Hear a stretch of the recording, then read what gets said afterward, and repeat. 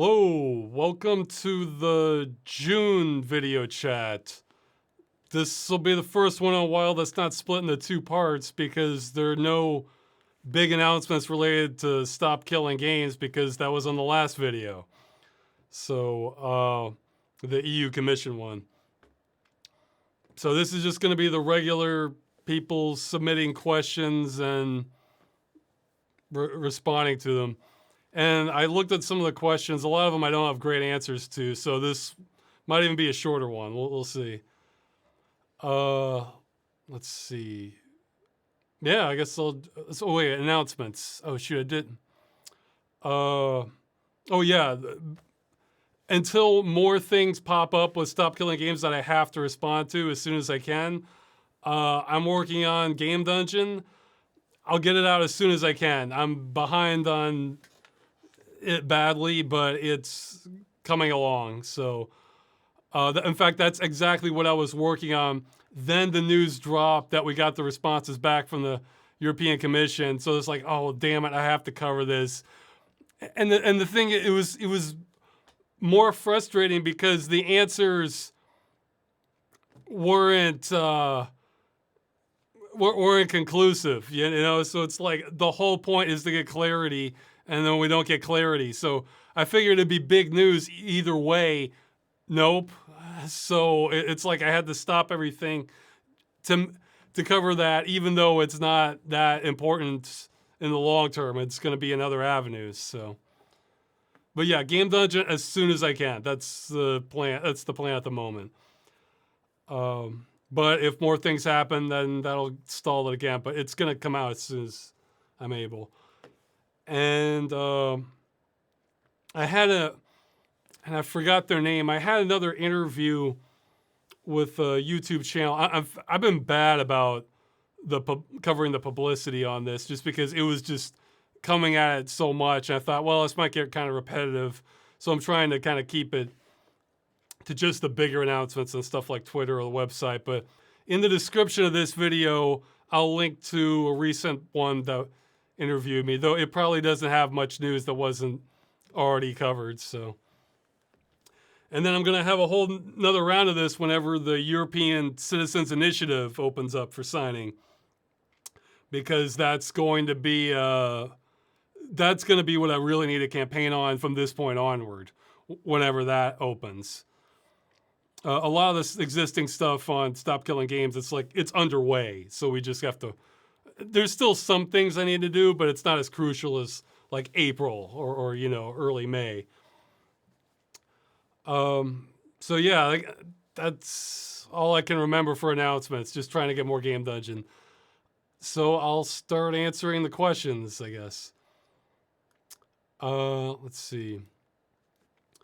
This is a response to the Turnham video where I compared the situation in the USA to the Argentina collapse or economic crash, saying, do you still hold this belief about your country, and what do you think about the new direction Argentina is going in? I think, okay, so the main question is, like, do I think there's going to be a collapse economically of the U.S. of sorts? Yes, but it's very, it could get insane. Like it could be a lot bigger than just the U.S. for multiple reasons. Well, one, I think our basic economic system is unsustainable, and we're really exasperating that in multiple ways. Because, like, what's the national debt now? Like something like 31 trillion or something. We're never going to pay that off without inflating the currency dramatically, or just canceling the debts, which, I mean, I think a lot of it's internal, but some of it's international. So, and we're not making any effort. We're not really even trying to operate. See, the thing is, we're operating on multiple layers of unsustainability. So for this part, I'm mostly just talking about like the first layer economically. So like, let's assume we had unlimited resources and assume we aren't going to collapse the environment. Even then, we're still unsustainable. That's what I'm getting at. Yeah, like okay, like a big sort of flashpoint where I don't even know how this plays out is recently. I think it was it Saudi Arabia announced they're basically ending the 50-year long deal to uh, basically have the U.S. dollar be the currency used for all oil trades. So I mean I don't know if this ends the petrodollar entirely, but it's a huge blow to it. So now they'll trade in other currencies like rubles or Chinese renminbi or might be some others. And a lot of the strength of the dollar is because it is linked to oil and OPEC countries where all exchanges of oil are done in US dollars. So it's considered kind of the world reserve currency. Well, this erodes at that heavily. And the reason I say I have no idea how this plays out because again, we are the world reserve currency. So if there's a crisis, that affects way more than the US. But the other thing is, if who knows, if you want to be more cynical about it, we could go to war over that. And we have a nuclear arsenal. So I mean, we could thrash out at this in horrendous way. I have no idea how that plays out. So, in fact, I would love to see people who do know more about global politics and economics give speculations on it. So, but I mean, yeah, that's the other thing that's unsustainable about what we're doing is the amount that we're paying economically of the national debt. I think, yeah, see, my details are so fuzzy on this. I need a real expert to talk about this. But our share of the U.S. budget goes just towards interest. So in other words, you loan money, then it gets paid back, but then you have to pay the interest on it. That's become, I think, like it's our third biggest expense now, and it's growing. So like in a few years, it's set to become like the number one expense. I think the biggest are like healthcare or like Social Security. Then I figure military is not too far down there. Like it's like I think military is like third or fourth. I forget what's after that, but yeah, I don't have a lot of the details, but nothing is. Oh, and somebody has a mouse in their house. Okay. Well, I guess you need a mousetrap, but yeah. Sorry, this is like the worst analysis without specifics. See, in order for me to speak intelligently on some things, I need to kind of come prepared and have the research done, ready, and that sort of thing. But I think a big flashpoint is oil trading countries. Is it Saudi Arabia or is it United Arab Emirates? That's pretty recent. That not trading dollars. Yeah. Okay. The Saudi Arabia. I mean, it's not the only OPEC country, but it's a big one. So, yeah. I mean, I don't see how we don't. I don't see how we don't have an economic crisis. I guess that would be this thing. Okay, great. Somebody has a link. It's actually set to exceed the military budget from before the new budget was announced. Okay, so yeah, so this is just interest payments. So that's what I mean about unsustainable, in that, like, I mean, what? This is kind of a broad question, but like at some point, you have to kind of create the money, which leads to inflation, or can often lead to inflation. I mean, the money yeah, if the money's not in circulation, then you can have unlimited supply as long as it doesn't circulate. But yeah, I think we mentioned that on a previous podcast. Like if every rich person basically acted like Scrooge McDuck and like just kept all dollars just in a vault that just it didn't circulate, then you can print unlimited money and not have inflation because the money's not in circulation. But once you start spending all that, then then that leads to inflation. But just on conceptually, I just conceptually, that that always kind of didn't square with me. How, okay, we increase the money supply usually by, I think, like lending out like bonds or loans. Okay, no, I'm going to put my foot in my mouth when I talk. The point is, we increase the money supply. We create interest when we increase the money supply, but that needs to be paid back. So how do you? So that has to come from somewhere. That's the point. That I mean, unless it gets nullified through bankruptcies, but I think we tend to create more interest. Okay, I'm just. This is a terrible way to start off this podcast. I should have had. I would need like a few hours to get my facts straight on this. So, but yeah, I would. This is something I'd be interested in having a discussion on. Like I kind of the interview stuff kind of fell by the wayside, but I would very much be interested in having a discussion like this if somebody wanted to talk about who really does know what they're talking about. So, okay, more questions. It should hopefully be easier. Okay, this is more something I can handle. They're saying they're a sound mixer for film and TV, mostly doing grunt work on reality shows. This is all in and around New York City. After 4 years of working in low positions, some indie sound gigs, they found that it's very common to shoot scenes in clubs until 4 a.m. I had a different gig 2 days after, which started at 6 a.m.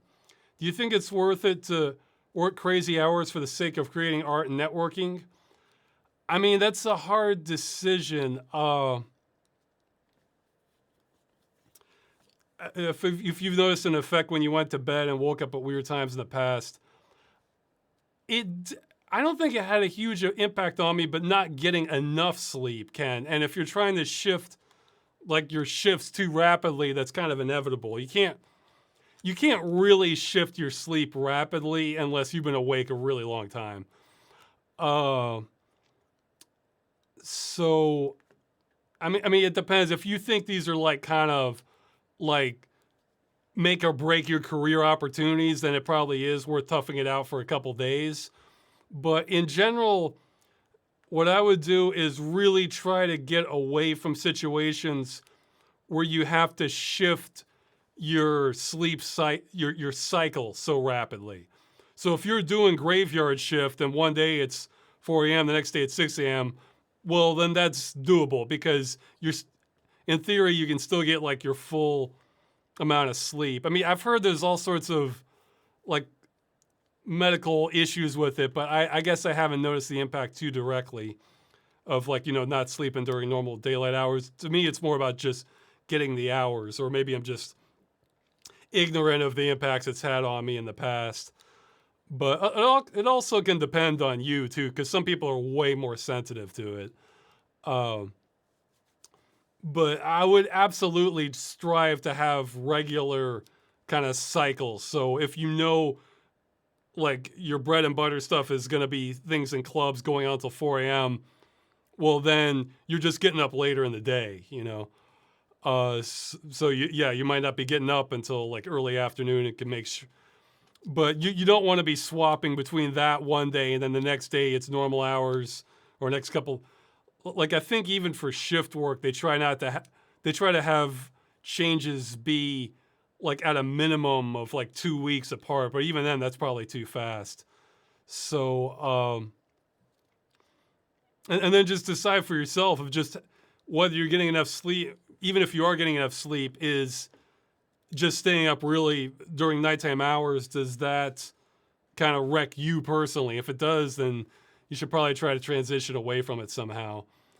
But that's not an easy answer, because sometimes there are opportunities you're not going to get again unless you do that stint for a couple days, in which case it might be worth it, but you might want to figure out what kind of work you want to be doing in it and what kind of hours those are going to require and whether you can handle it. And I highly advise not swapping your shifts. So you don't want to go graveyard shift to normal shift back to graveyard shift. I would just pick one and try your best to settle with it, That's the one piece of advice I can give on that. So. Will Freeman's Mind 2 include the episodes, or will be just Half-Life 2? Well, I mean, Geez, it's fallen by the wayside lately. But yeah, if I continue it, I mean, I figure I owe the episodes also. So he's asking, how am I doing mentally? It's kind of same as ever. I really wish I had more free time so badly. that's how it's doing mentally. Next question. Have you seen any good feature-length movies made in Unreal Engine? I'm not sure. I've seen extremely few just movies with 3D graphics that are feature-length outside of Hollywood. There are a couple, but it's just extremely few. That's why I'm trying to go for game engine level and not like full CGI, because the workload increases.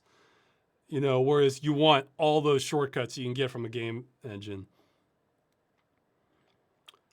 Yeah, I mean, so it's a bit. They're asking, oh, have I seen others do it successfully? I'm not. I mean, I've seen. What was it? There was that Gary's mod, one Attack of the Servers or something, War of the Servers. Mine's more ambitious than that because there'll be animation, but no, it's kind of no man's land. It's kind of like you're either doing shorts or you have Hollywood funding, and I'm trying to go in between that, and that's why it is. I'm pretty sure I can do it. It's just I need to get the pipeline down. So precisely because I'm not going for like photorealism or full CGI stuff.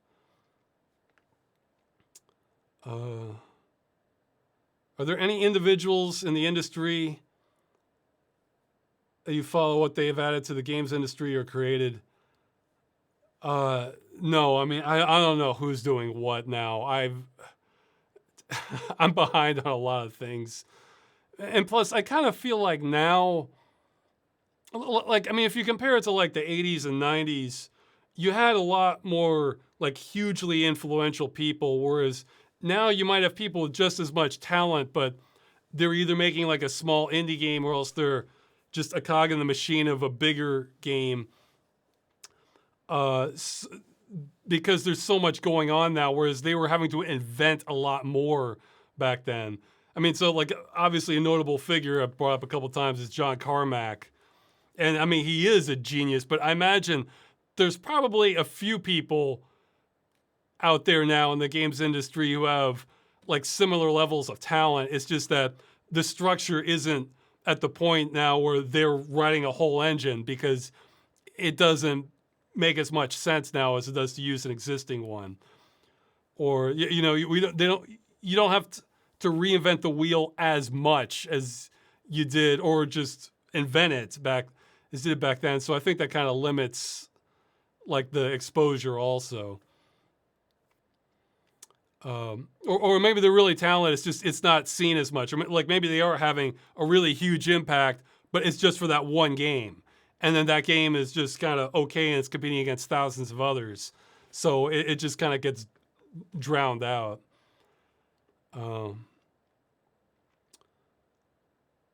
But just for influential figures in general, like I kind of have to rely on past memories because I don't know who's doing what now. So I can't keep up. What's your first moment or milestone on YouTube you remember feeling excited about? I don't know. It all kind of blurred together because before I even got on YouTube, I probably got more excited about like releasing the first couple civil protections before they were even on YouTube. So I'm getting like some comments on that and just actually making it. So by the time I was on YouTube, I was already doing a few of them. And again, like seeing millions of views on the old videos, it sort of short-circuited my brain in the sense that it just never fully processed as real in my head. So I mean, yeah, it was nice, but it just, I don't know. It was much more of a gradual slope for me.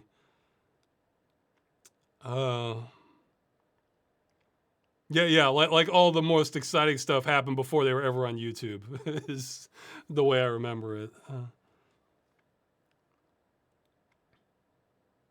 Any thoughts on the Killing Time remaster? Yeah, I saw that somebody commented about that not long ago. It looks awesome from the trailer. It's too bad that wasn't around when I wanted to do a video on it. Like, how many games has that happened to me now where I make the video, then later there's like a GOG release or some sort of remaster that makes things better? Because it happened for sure with Strife. Sin, I guess there was a GOG release already, but I mean, I guess Trick Style might be up. I mean, there's a GOG release of Trick Style, but it doesn't have the higher textures. Man, it's happened to more of them where, yeah, there were a few games I did the video before there was a GOG release. But Sin, I think they're having some sort of remaster, though somebody's saying Black Mirror? Well, Black Mirror, like, I think they just had a reimagining of it. Like, that one's not like a strict kind of port or remake.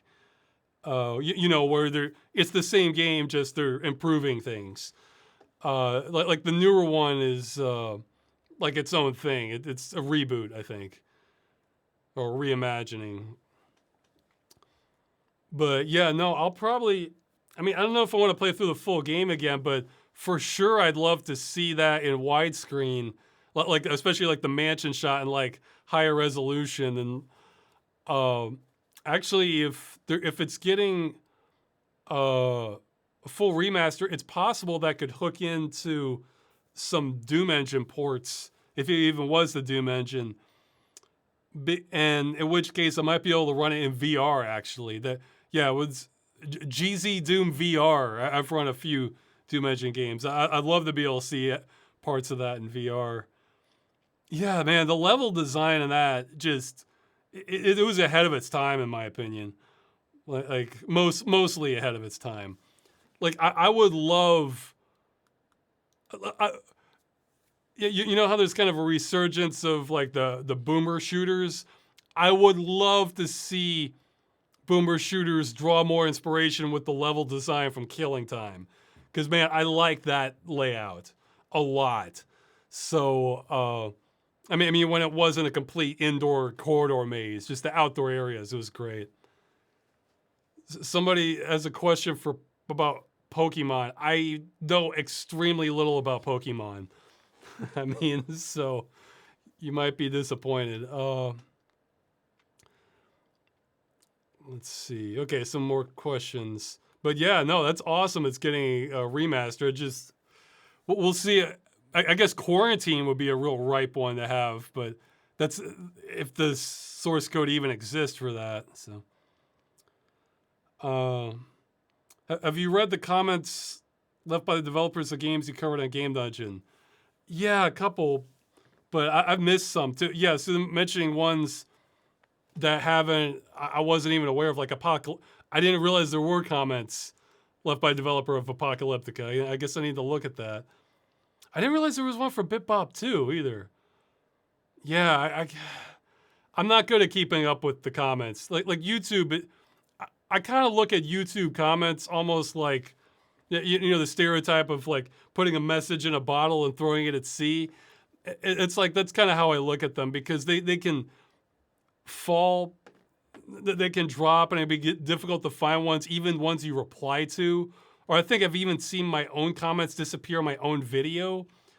So, but those will probably get voted up a lot. So I'll try to give a quick run through on them. But email is the best way to contact me.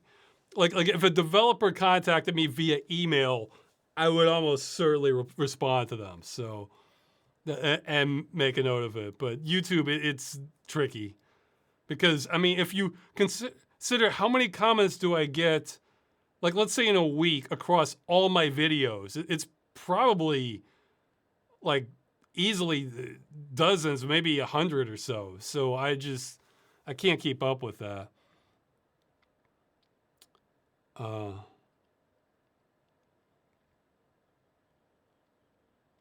Yeah, well, somebody's saying there's a Killing Time remake in the works and a fan-made project loosely based on. Yeah, I mean, it's a great formula, I thought. Like, that game did so much that I liked, because I kind of liked the Seventh Guest style ghostly cutscenes, and it had much more of a plot than your average 90s first person shooter. Again, the map layout, the atmosphere of it was pretty good for the most part. Yeah, there's just a lot to like about it. So it's, I mean, Clive Barker's Undying is like the obvious spiritual successor, but even then it's kind of different. You didn't really have the backtracking the way you do in Killing Time. But look, there's plenty of people like that game too. So yeah, I'd say the market's ripe for that kind of like haunted house / estate / island game. It's, in fact, I was kind of I was kind of brainstorming ideas about that. Like I really like that kind of setting, kind of remote estate with spooky stuff going on. It wouldn't even have to be a shooter necessarily, but have you played Slayer's X Terminal Aftermath Vengeance of the Slayer? I guess not. I think I would have remembered that name. So I guess I have to add that to my list. I'm behind on updating my list, but I'll get to it at some point. Oh yeah, this question I didn't really have a good answer to. They're asking how much of the crazy things I talk about in Freeman's Mind have been in and affected your life, and how many they have to do extensive research to provide good jovial content. I guess most of the physics, most of it was research, though I actually did recognize the equation on the board in Freeman's Mind 1, and I was thinking, wait a minute, if I know that equation, then that should be way below somebody at Freeman's level, The thing is, I forgot a lot of what I've said in Freeman's Mind. I did remember one part when I was talking about guys breaking into the apartment. My apartment was broken into when I was living in Pittsburgh, and there was double pane glass. They didn't try to go through it like I mentioned in the video, but they ended up smashing the window. Yeah, well, I think I mentioned before, my landlord's assessment was probably the most accurate. He says he thinks they smashed the windows, then realized they were going to gut themselves on the double pane glass if they tried to go through that way. Then they went to the front door and just started working it back and forth with a crowbar for several minutes, or maybe 10, 15 minutes, because that was a pretty solid door. And then they broke in that way. So, yeah, there's probably more. Like if you bring up like the exact quote, I might, or the exact part I'm talking about, I might be able to like retrace my train of thought. But just off the cuff, I've said a lot in those videos that it's like, do you remember what you were brainstorming 3 years ago or daydreaming about? It's like, probably not, unless it was like really memorable. So, but if I have a prompt, then I might remember my thought process on it. So, yeah, I will say that's one quote that's become more and more true for me, especially I guess as I get older, is in Indiana Jones and the Last Crusade. When he's asking his dad, played by Sean Connery, saying, let's say, what, you don't remember? He's saying, I wrote it down in my diary, so I didn't have to remember. And yeah, that I can relate to that. Like important things, I just make lists, and then I just forget like 90% of them. So I've definitely gotten to the habit of making lots of lists on things I'm interested in and care about. So that's definitely something that as I'm getting older, I do more of. Oh yeah, this is a good chat. Maybe you can help answer this. They're wondering if I heard about the situation with Redfall. After Microsoft fired the dev team, they released an offline mode updates. Now it will be playable forever. I'm not sure that's true. Plus, the DLC got refunded to people who bought it. Is this the shining example of what online-only games should do in the future? Well, maybe. See, I think Redfall used de novo protection also. So if they didn't remove that, then it's still going to be a bricked game at some point in the future. I mean, maybe they'll... I mean, it's great they added an offline mode, but if you need to authenticate online in order to access the offline mode, then it's not that offline really. I mean, it's still... I guess like it's still on death row.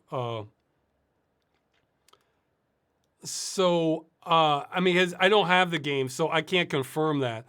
I guess the question is, like, if you install the game and then just completely you just completely disconnect the computer, can you run the game?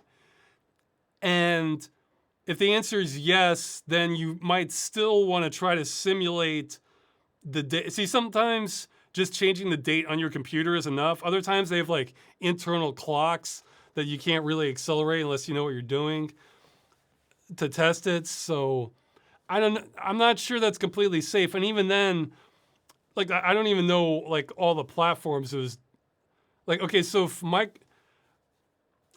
that just on Steam? Because sometimes they release games on Steam, but then you have to connect to the other client, like, you know, the Microsoft Store or Ubisoft Connect or something, or EA app.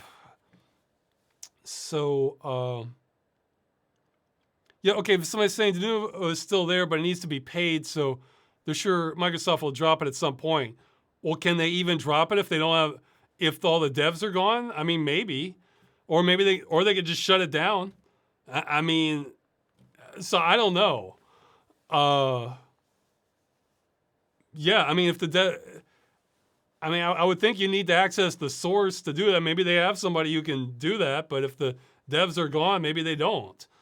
So, and they might just decide, it's not getting much money sales, they could just shut it down. So that's the thing. It's such a minefield with this stuff. Saying like you kind of need to take a guilty until proven innocent approach.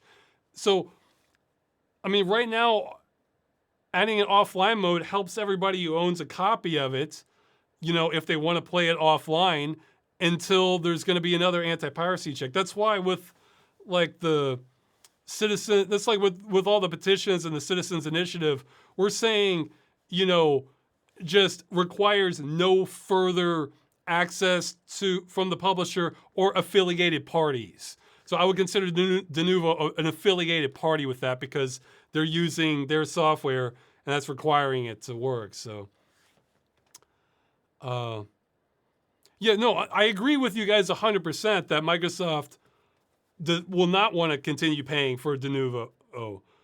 But what's to stop them from just shutting down the game instead? It's like, okay, it doesn't... it's not using Denuvo if you can't run it at all. So, you know, it's... yeah, I don't know. I mean, yeah, if you... I think I think Knockout City is probably the better example, where they made it so that you can do private hosting. So it's a multiplayer game. You can do private hosting and connection. At least that's my understanding of it.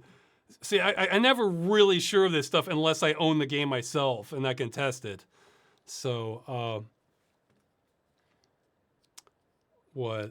No. Yeah, see, somebody's still confused. They're saying for shutdown, do you mean removing it from sales? No, that's called delisting. That's a pretty clear definition. Like, if you delist a game, that means it's not being sold anymore, but the people who bought a copy can still run it. When I say shut down, I mean I'm killing it, essentially. So, yeah, I mean, there might be a better term for it, but there's so many like different shades of like not being able to run the game or aspects of it that sometimes the terminology just doesn't even exist. They're saying it could still be downloaded though for Denuvo. Wouldn't that mean that still, okay, well, yeah, you can still download it now and still run it now. What if 3 years from now, you can't even download it? Like, it's like with The Crew. Ubisoft, if you own the game on Ubisoft, you cannot download even the client now. What's to stop Microsoft from doing the same thing? I mean, with laws, with enforcement the way it is now, hopefully we'll have, somebody's saying the Rip Van Winkle scenario that I brought up in one of my videos. I think it's a great test. The Rip Van Winkle scenario is, say you have a game, it's installed on your hardware, and then like Rip Van Winkle, you fall asleep 20 years. But your hardware is in perfect working order, your operating system's just as you left it. When you turn your computer on 20 years, can you run the game? If you can't just say yes 100%, then it's at risk. So your hardware didn't change, your operating system didn't change, the game itself didn't change. Can you still run it? And if you can't just answer easily yes, then further research required.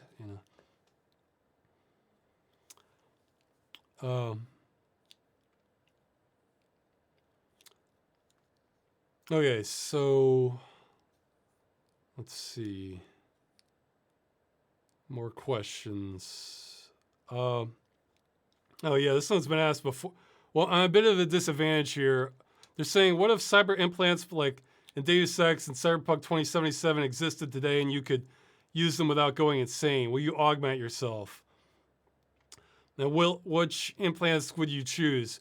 Well, I'm at a disadvantage because I haven't played Cyberpunk 2077 yet. I probably will this year. I think it's finally had enough time in the oven, and I think there's hacks now for frame insertion. So maybe if I can't hit the frame rate, maybe I can use that to run it at like 60 frames a second or something. So, but I have no idea what the augmentations are in Cyberpunk. For Deus Ex, most of them wouldn't be that useful for me for practical stuff. I mean, yeah, they'd be really useful if you're a covert operative, or a military, or a soldier. But, for average things, I don't think it would be worth it. I mean, I think the most useful one that I remembered from Deus Ex might be that sort of social augmentation that they had in Human Revolution, where where you could kind of read what people respond to better. But I mean, for what I do, I don't heavily depend on social interactions and getting people to see my way, that sort of thing. So, I mean, I would think augmentation would be a pretty extreme thing too. I guess I would just need to know what would be the most. Well, I guess based on what I just said, for people who have played Cyberpunk or other games or just other fiction, what would be the most practical augmentations you could think of in just kind of modern society for regular jobs? I mean, obviously, if you're working something like construction or something, a strength. Oh, wow, I'm on the verge of sneezing. I don't know if it'll happen though. Which ones would be the most practical? Because it's kind of cool in games being able to jump super high or run super fast or kind of Superman stuff. But in modern society, unless your job can be assisted by that doesn't do much good for you.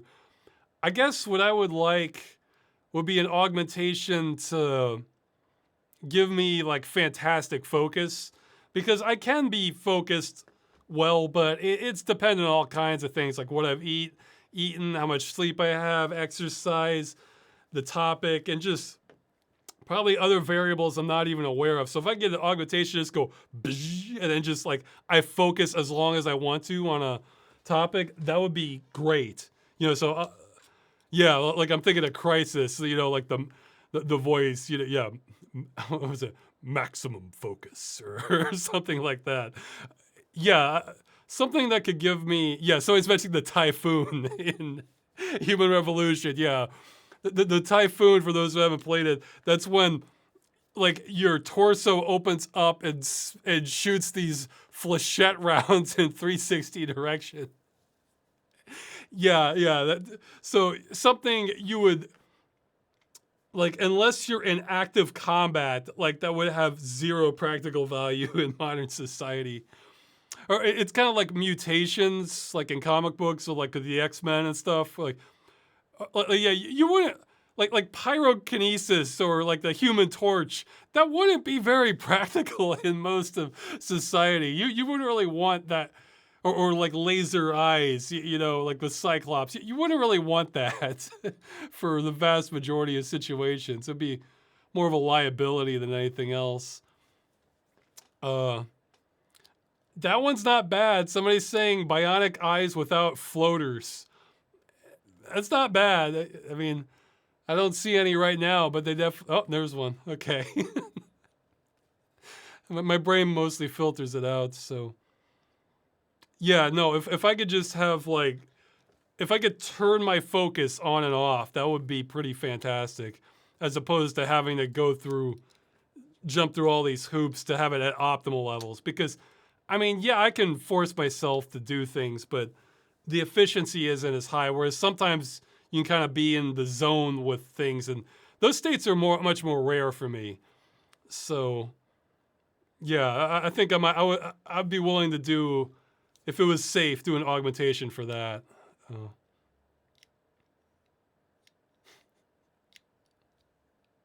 oh, somebody's asking, how do you even taste vinegar and ketchup, mustard, and other products that have a hint of it?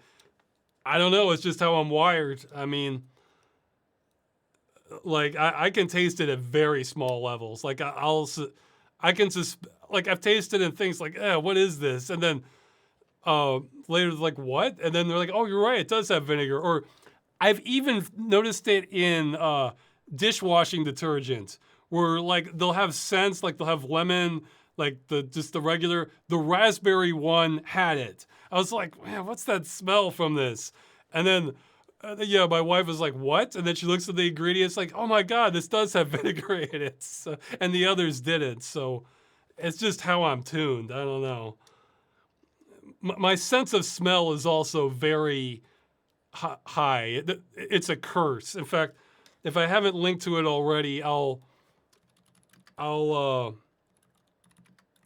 there's a comic I love. I think it's by Jeff Rowland that did Overcompensating on the sense of smell. It's fantastic. I'll link to that in the description when I put this up on YouTube. Maybe I can find it quick. But I figure people don't. No, okay, I can't find it super fast. I figure people don't tune in for me to like look up stuff live.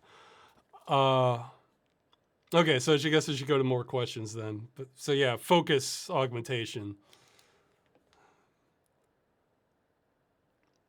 What's the progress on the movie? It has been a complete dead standstill since I started the games campaign, which is part of the reason I want it to be over with, or at least the hardest parts of it over with, as fast as I can. So, yeah, I was going to say it's kind of a joke that I have such a good sense of smell because my dad literally has no sense of smell. He was born that way. So, naturally, I get it double. So,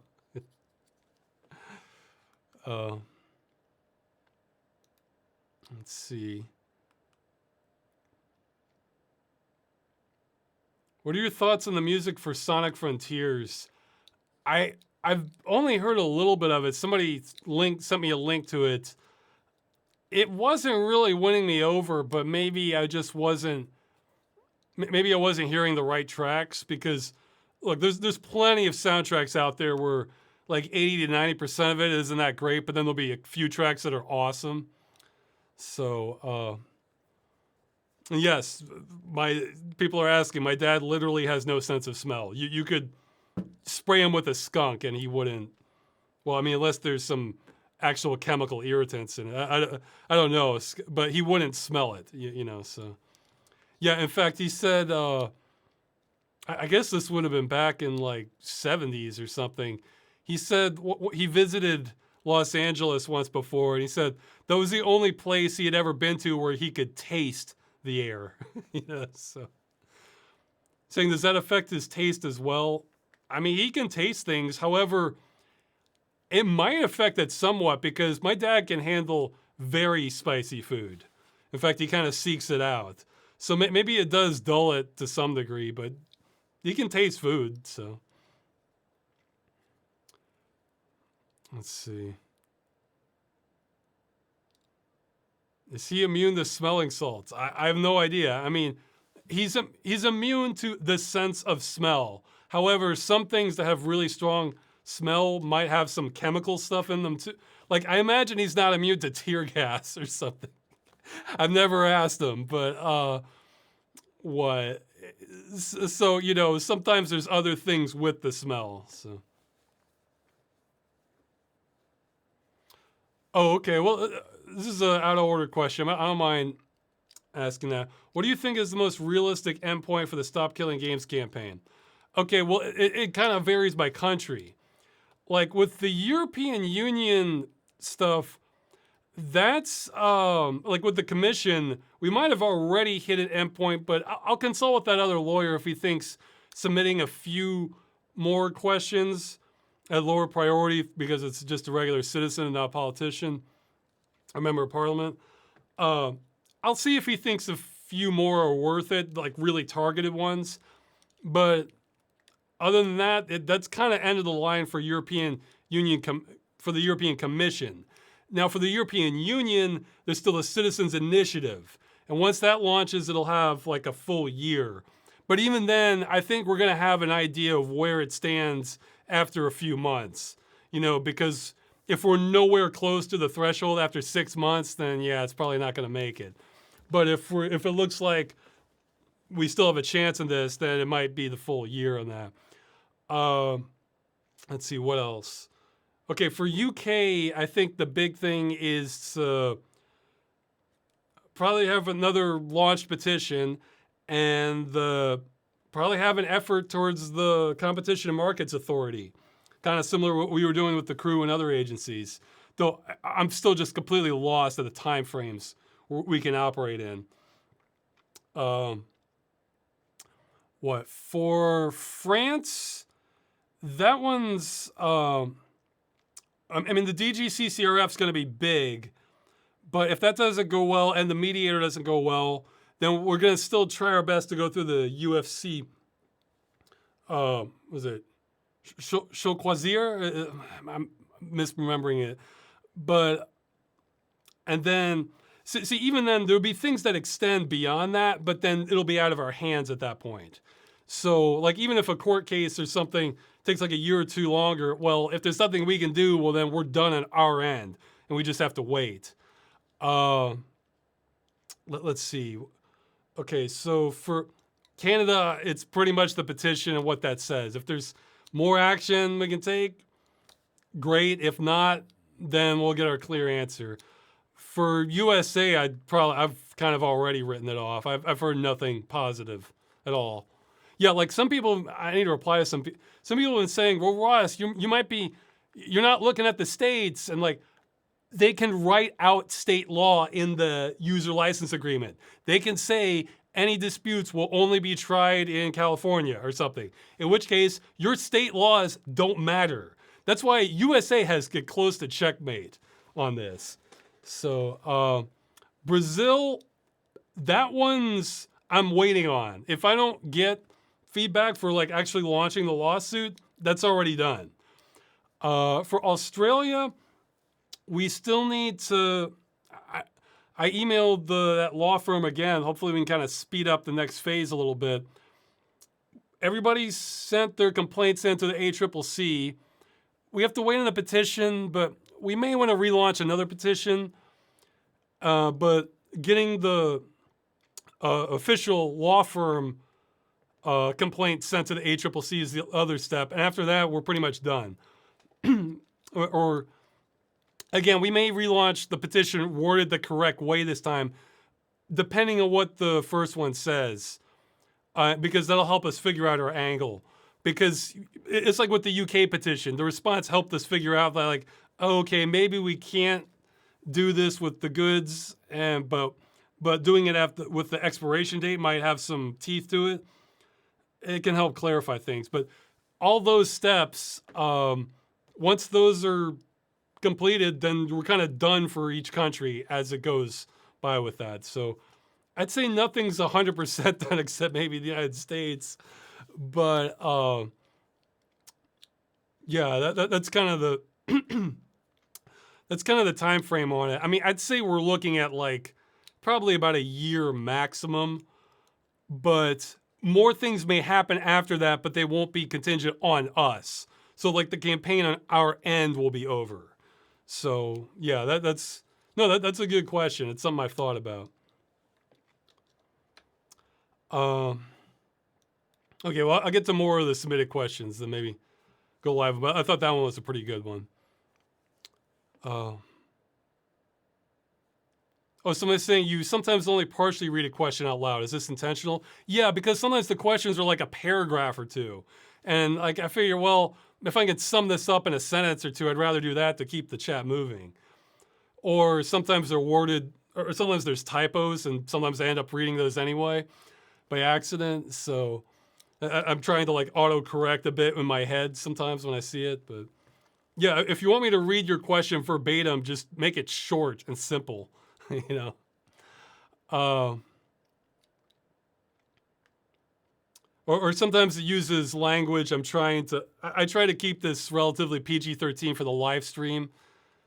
Maybe there's no point, but well, whatever, you know. Let's see. So yeah, Sonic Frontiers didn't jump out at me with the music with it exactly, but maybe I didn't hear the right tracks. I'll probably look into it eventually, though. I don't know. From what little I saw of Sonic Frontiers, it didn't grab me as much. I kind of like the over-the-top environments more that you see in some other Sonic games. Whereas that almost, I think some people were joking, it looked like a game engine demo. It's just a big field, you know, and some structures. But again, maybe I didn't see the right parts. If you could collaborate with another YouTuber, who would it be, and what would you make? I have no idea. I mean, it's not something I'm. See, I guess okay. Here's the thing. I'm all for my first thought isn't on who I'm collaborating with. It's on what we're making. So if somebody had like a really awesome idea of like, and they wanted my collaboration for that, then awesome, great. So it's like just collaborating with another person in and of itself isn't like an objective or an end goal of mine. It's like the good idea is the goal, you know. So I don't really have like an obvious answer for you, but yeah. Somebody's saying internet common etiquette. Sure, we had a good idea. So let's see. In the in the trick style episode, you say the not actually hoverboarding hoverboards are how dreams die through cheap marketing. Would you say there are many examples of this? And in their opinion, VR, you know, virtual reality, can't yet provide a virtual reality, and neural networks hardly pass off as intelligence that's artificial. Yeah, I agree on that. Yet they're both accepted as standard, so I can see it discouraging alternatives takes on virtual realities or artificial intelligence from being developed. Yeah, it's a little different. Well, in the case of hoverboards, we had like the ideal from, you know, Back to the Future, maybe other fiction, before the product being marketed as hoverboard. So it kind of, we had our standards already set. I don't know if that's the case with, I guess for neural networks, you kind of did with the brain. So I don't know for virtual reality or not, but yeah, I agree. I mean, I'm still quite excited about virtual reality, but it's true. I'm not, oh man, I'm on the verge of sneezing again. Oh, wow. Man, yeah, just like keeping me at that edge there.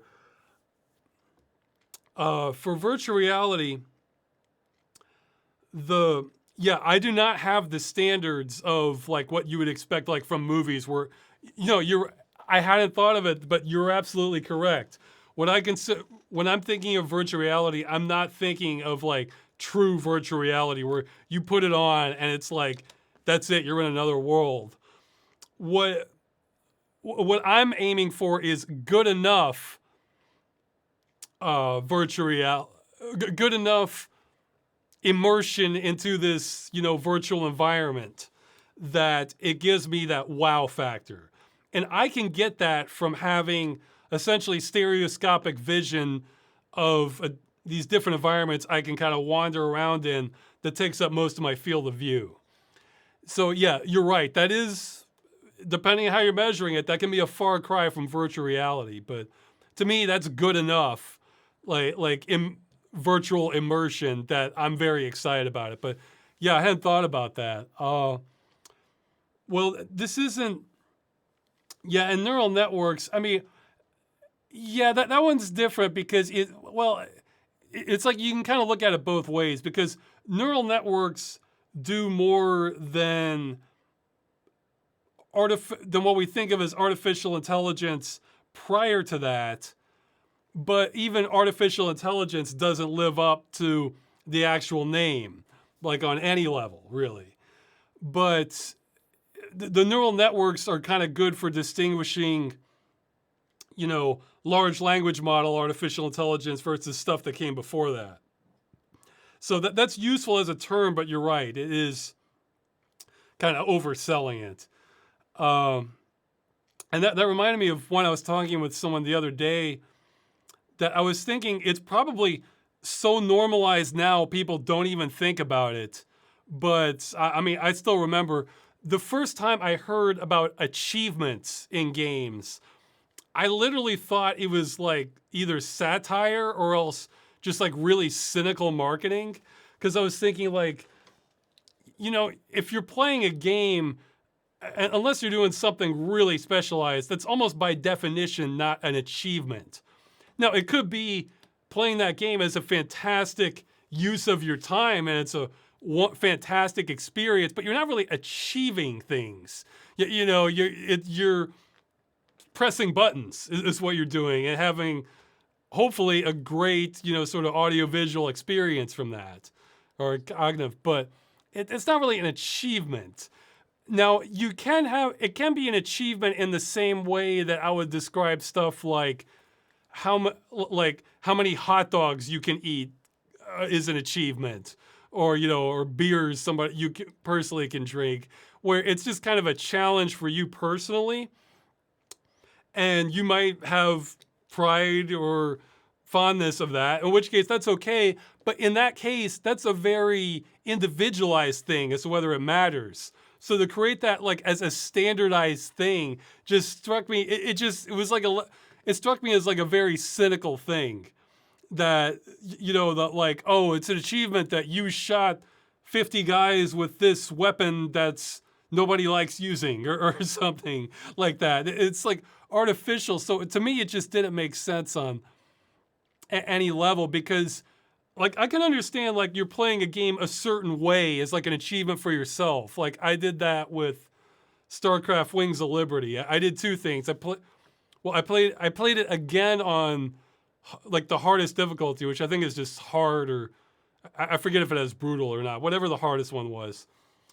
I played that, and I also replayed a few levels on an easier difficulty, but I won them in a way that was unconventional. Like, so in other words, like the mission is to like simply hold out for that level, just play defensive. So instead I went on easier difficulty, and for some levels I went and played offensively to see if I could just take out their base. And I was kind of rewarded from that because when you did that, you got different responses. So you're like, oh wow, I didn't expect you to do that. So yeah, that's kind of like, but see, that was like a personal achievement for me because I had no idea if there was any metric that measured that or not. I just did it because I wanted to see if I could do it. And see, that's an achievement, like a personal achievement, not a practical one, but like an emotionally satisfying one. Like, yeah, I got to unlock more of this game I enjoyed, That's why I think kind of standardizing it kind of takes away the motivation. Well, I mean, I guess not for some. For me, it does. But that's not exactly what you were asking. But I'm sure there are other examples of things where what they're calling them isn't really what people are expecting them. I know there's more like that, but I'm drawing a blank on it right now. But there's also, yeah, I don't like when they do that. However, I do appreciate unique terminology to distinguish it from something else. You know, so in the case of virtual reality, or augmented reality, we have an expectation of what that is. Even if I agree, going literally, it doesn't live up to that. Or like with neural network AI. So I was saying that's quite a boomer take for the achievements, Ross. Well, oh well. Well, that's what I said. It's been around so long now that it's just been completely normalized. So it's. I mean, hell, I'm at the level where just seeing, I don't like even seeing that pop up, the message that you've done that. I try to disable it because to me that breaks the immersion. That reminds me, hey, this is a game as opposed to like getting immersed in the world. I don't want reminders it's a game. If it's a good, I mean, it depends on the type of game, but I like to get as immersed as much as possible in games. So, well, I guess the other thing is, if all the achievements are known, that kind of takes some of the magic out of it because you kind of want the stuff you discover. I would think that by playing the game a certain way. So, I mean, I don't hate it. I mean, look, if I can turn them off so I never see them, fine. It doesn't matter. So it's like I don't hate them. It's just, for me personally, I don't tend to like them, really. I mean, it can be kind of interesting to check later, but,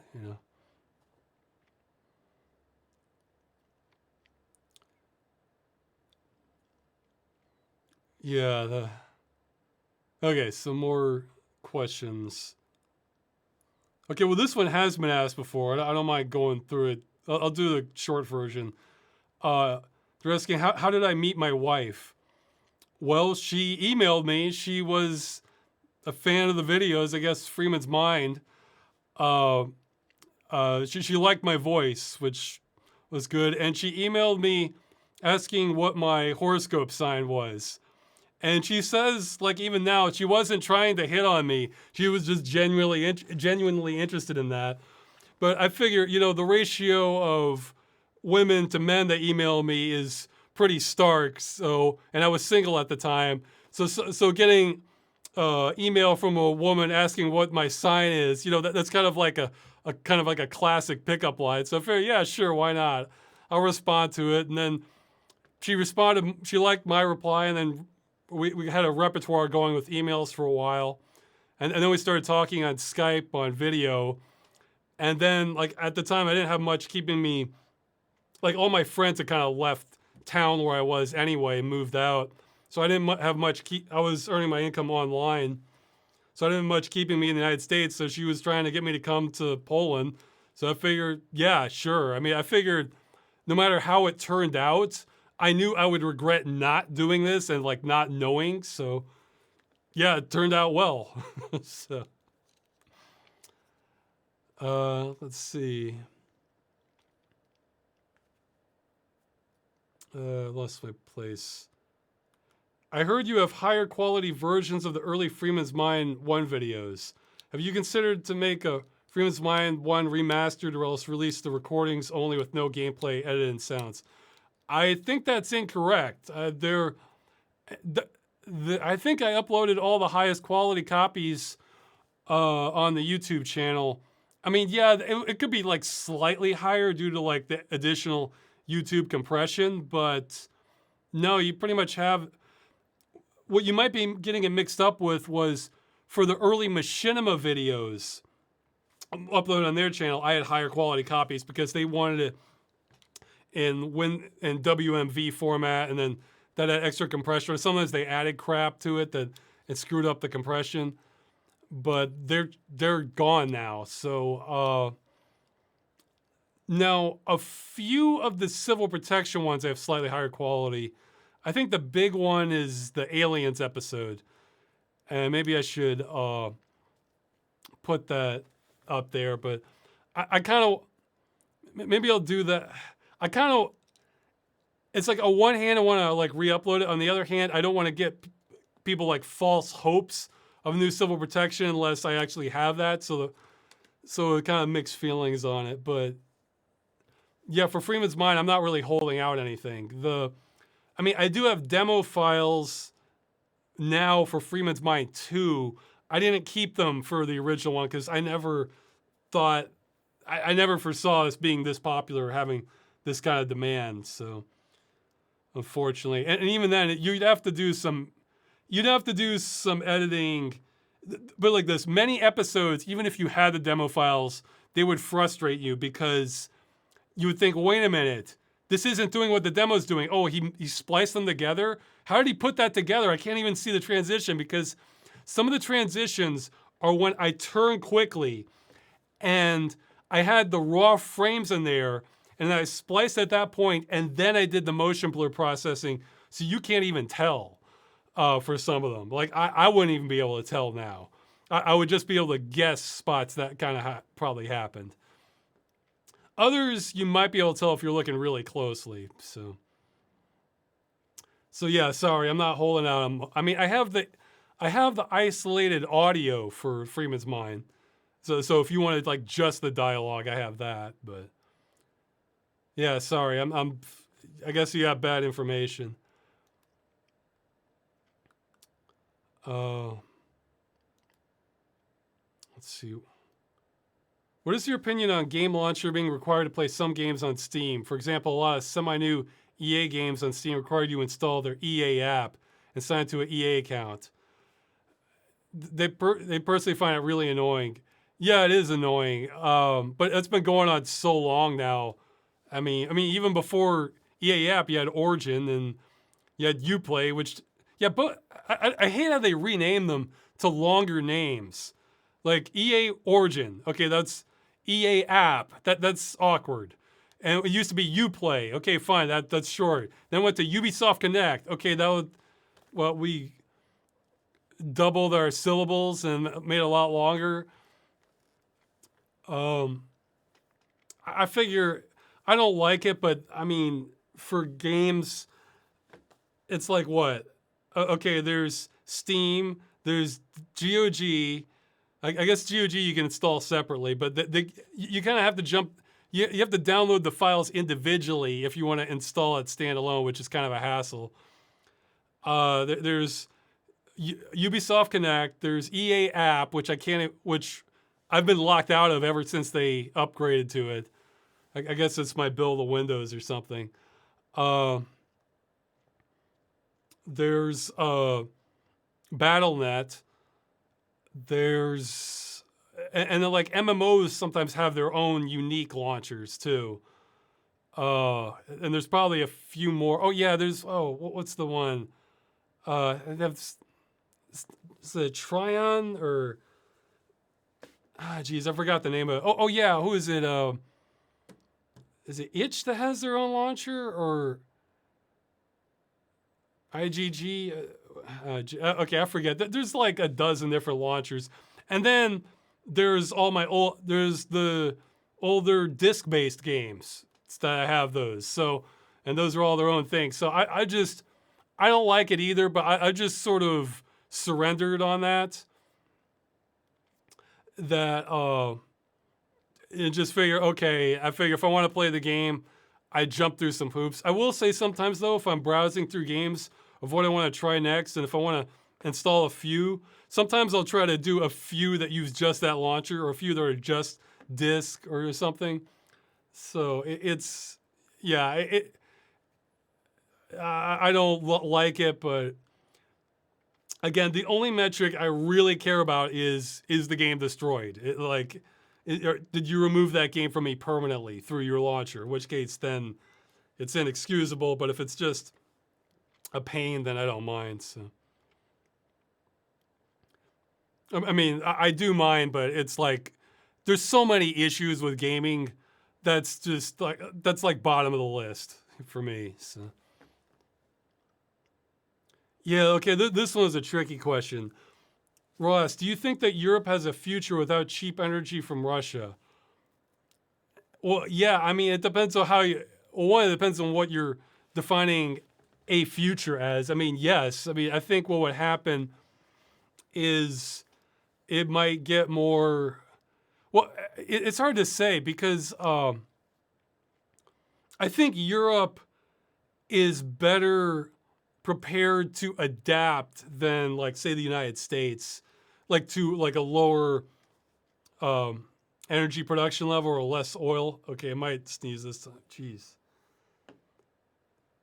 Oh man, this is like okay. When again?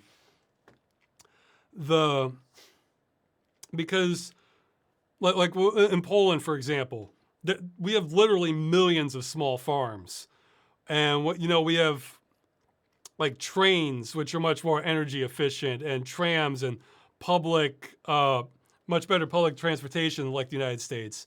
So if there was an energy crisis, I'm pretty sure there could still be food produced on some level that could get distributed. Now the thing is, our existing system would start breaking down. So, however, Europeans are also a lot better at protesting, in which case they could scare government enough to, if people aren't getting fed but the production capability is there, that they could kind of keep limping along at some level. Because I mean, in the short to medium term, yeah, that is going to be like a permanent kind of like economic kind of constraint on you. But in the longer term, I haven't checked that. Yeah, if you want a homework assignment from this, check what's the most recent estimate of when peak oil is likely to hit. Because I tried to check it, but Google was all spammed up with these results from the IEA saying they expected peak demand to be in 2029. Well, I'm not talking about peak demand. I'm talking about peak production, because that's the clincher in all of this. Because I mean, most of what Europe was getting from Russia, I think, would have been oil, which is primarily used for transportation, I guess, for manufacturing, and natural gas, which I think is used for heating. So for electricity production, there's what I mean.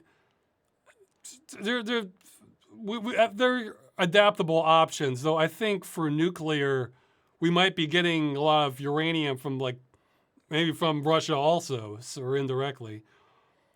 But yeah, I don't know. Yeah, I guess the one thing I would say is I would not expect judgments for how a society is doing to operate off of modern present day standards in the future, especially the longer you go, because we're going to have all sorts of.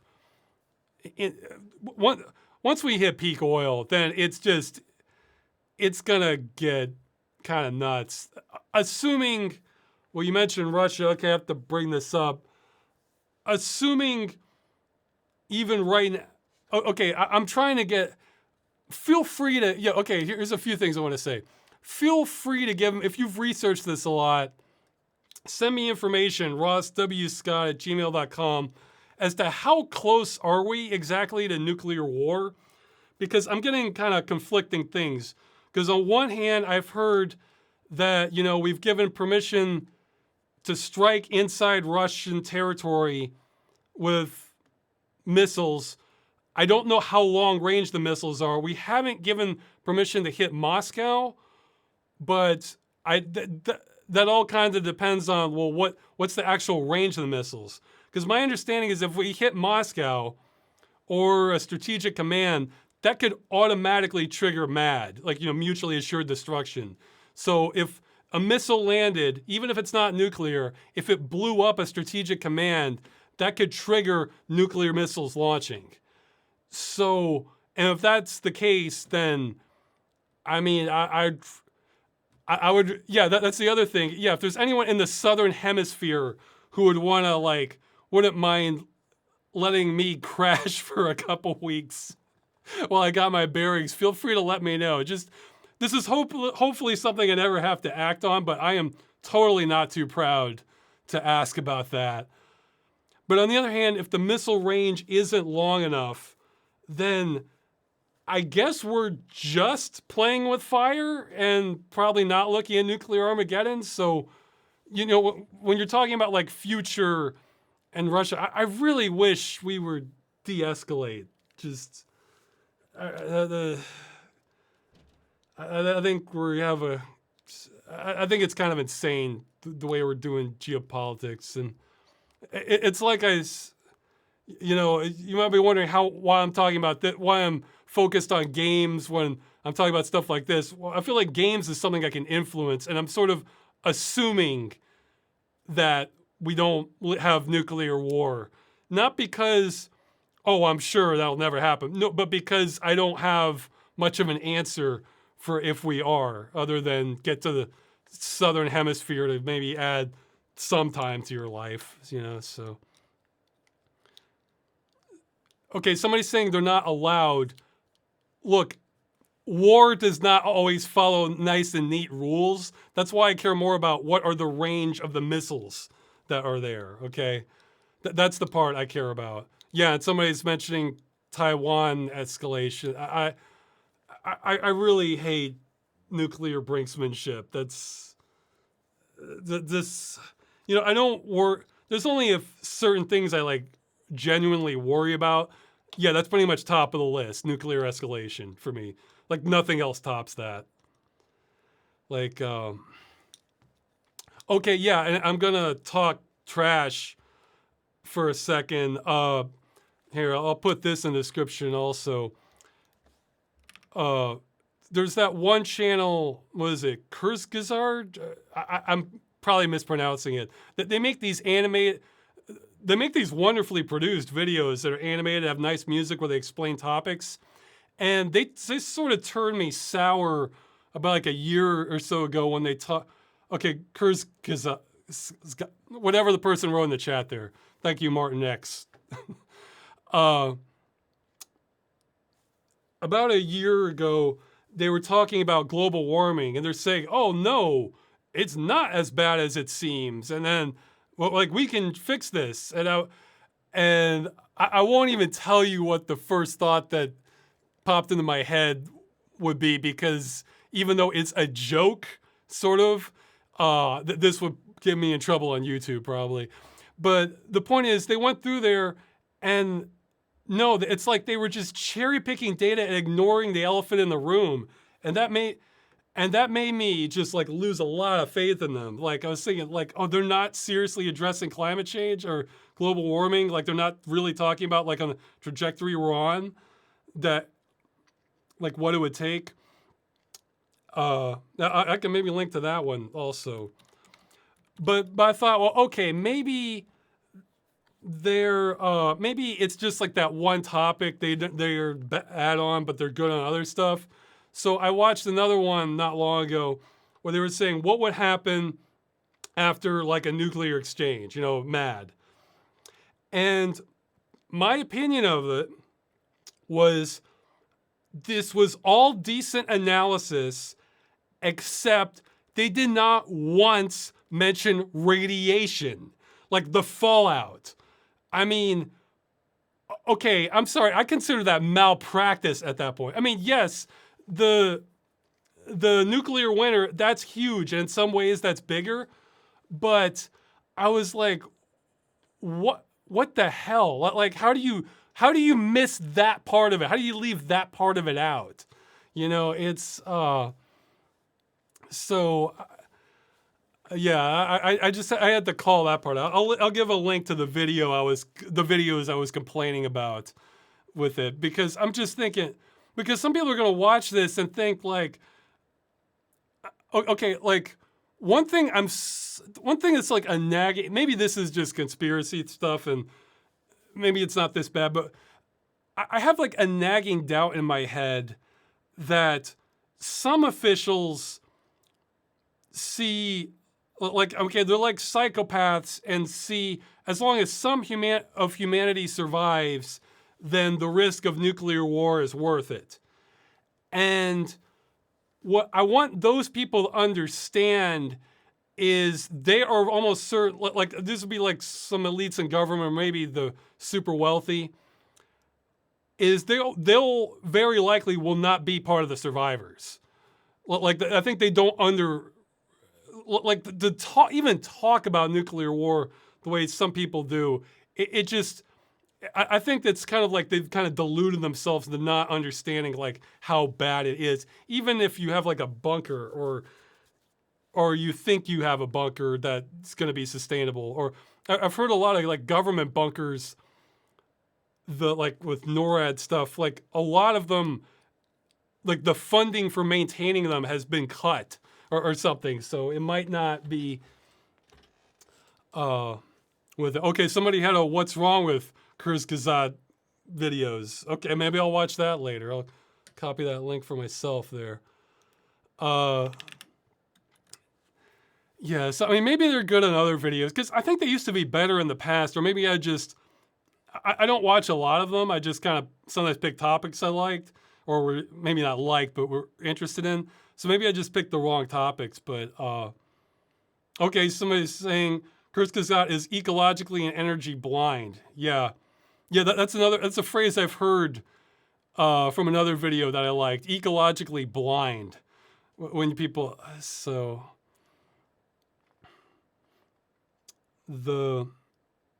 yeah, because like, I think Kurzgesagt was committing lies by omission, is my opinion on the topics I saw. But so anyway, getting back to the original question, when you're talking about the future, I mean, if we have nuclear exchange, that just tear up everything you think you know about the future.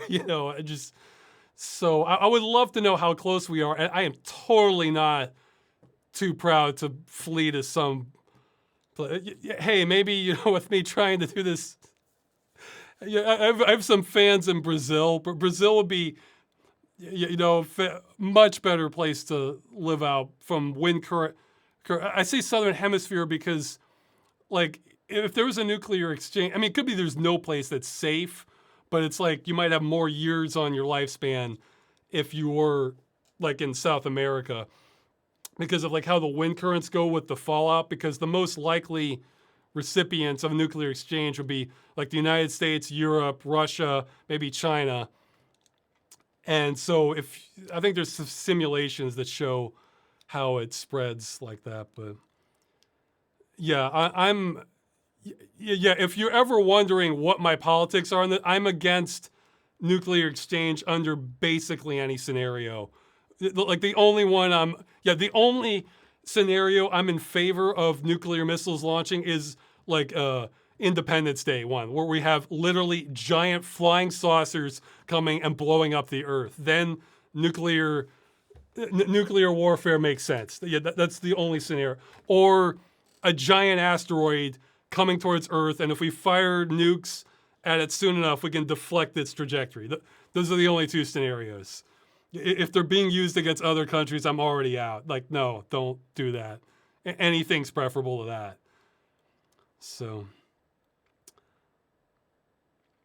let's see. Okay, so yeah, I got off topic with that. But assuming we don't have nuclear warfare, I think peak oil is going to be your next metric, in which case it could be expensive. If Europe has to deal with expensive energy, that could create a lot of strife and problems under normal definitions of society, but that could also force adaptation sooner.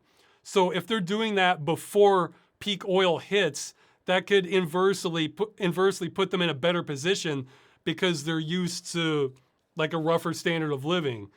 Like that's something like culturally, Poland has kind of a history with that, because if you go way back, Poland's been invaded several times, but more recently, historically, under the communist era, they were occupied by the USSR. And so resources were more scarce then. So Poland kind of has a cultural history of being more resourceful, and you can kind of see, like I see shadows of that now. Like if you're waiting in line for like you know like in America we generally think of waiting in line as you line up. Well, in Poland it's sort of halfway between that versus an outright free for all, and you'll notice like older people they tend to be they tend to kind of shove ahead a little bit. They kind of ride this line between not being so aggressive you're gonna start a fist fight, but then taking every single inch less than that. I've noticed that because if you had to wait in line for something critical like a bread line or for supplies, then yeah, that trait really paid off. And like I said, we have millions of small farms here. You have much better public transportation. That's what you want in times when resources are harder. So it's that could work out better in the long term. But if you're just measuring it by societal standards today, well, then having the price go up on everything, yeah, that's bad news.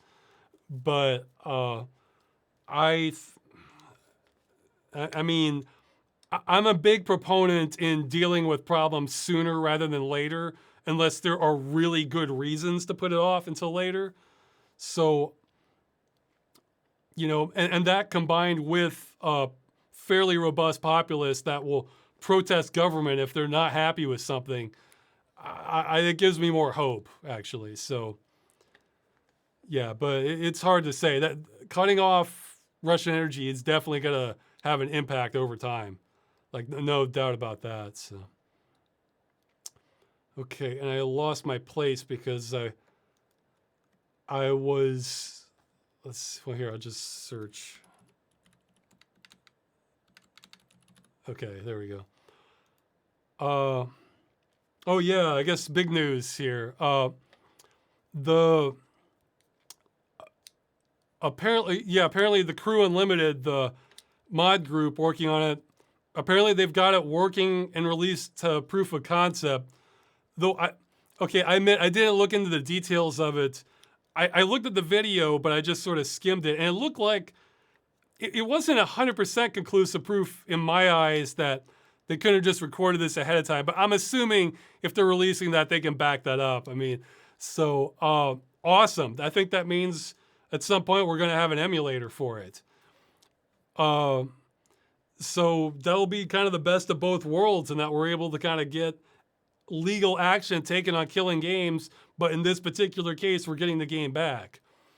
And the question is, can this be used as evidence against Ubisoft to make the case that it's possible to have the game work offline, or will this be a detriment to the campaign? For the first question, I think that doesn't matter, except maybe Brazil. But we're still waiting to see if a lawsuit goes off there or not. Because, I mean, there's 100 games where they could, there's 100 games where they could allow them to work offline or work with private hosting. The publisher chooses not to. So I'm not even sure that's a metric under the law in Europe or Australia or other places where we're operating. Just because it's not about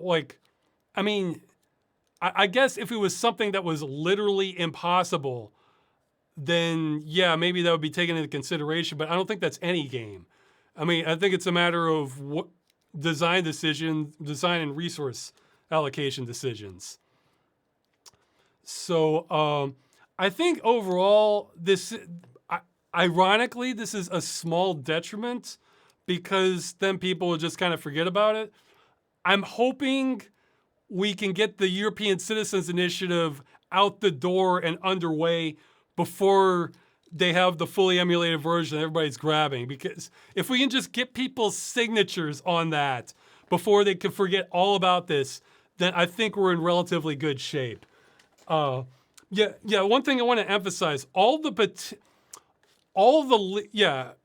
legal action, except maybe the UK. I'm not sure.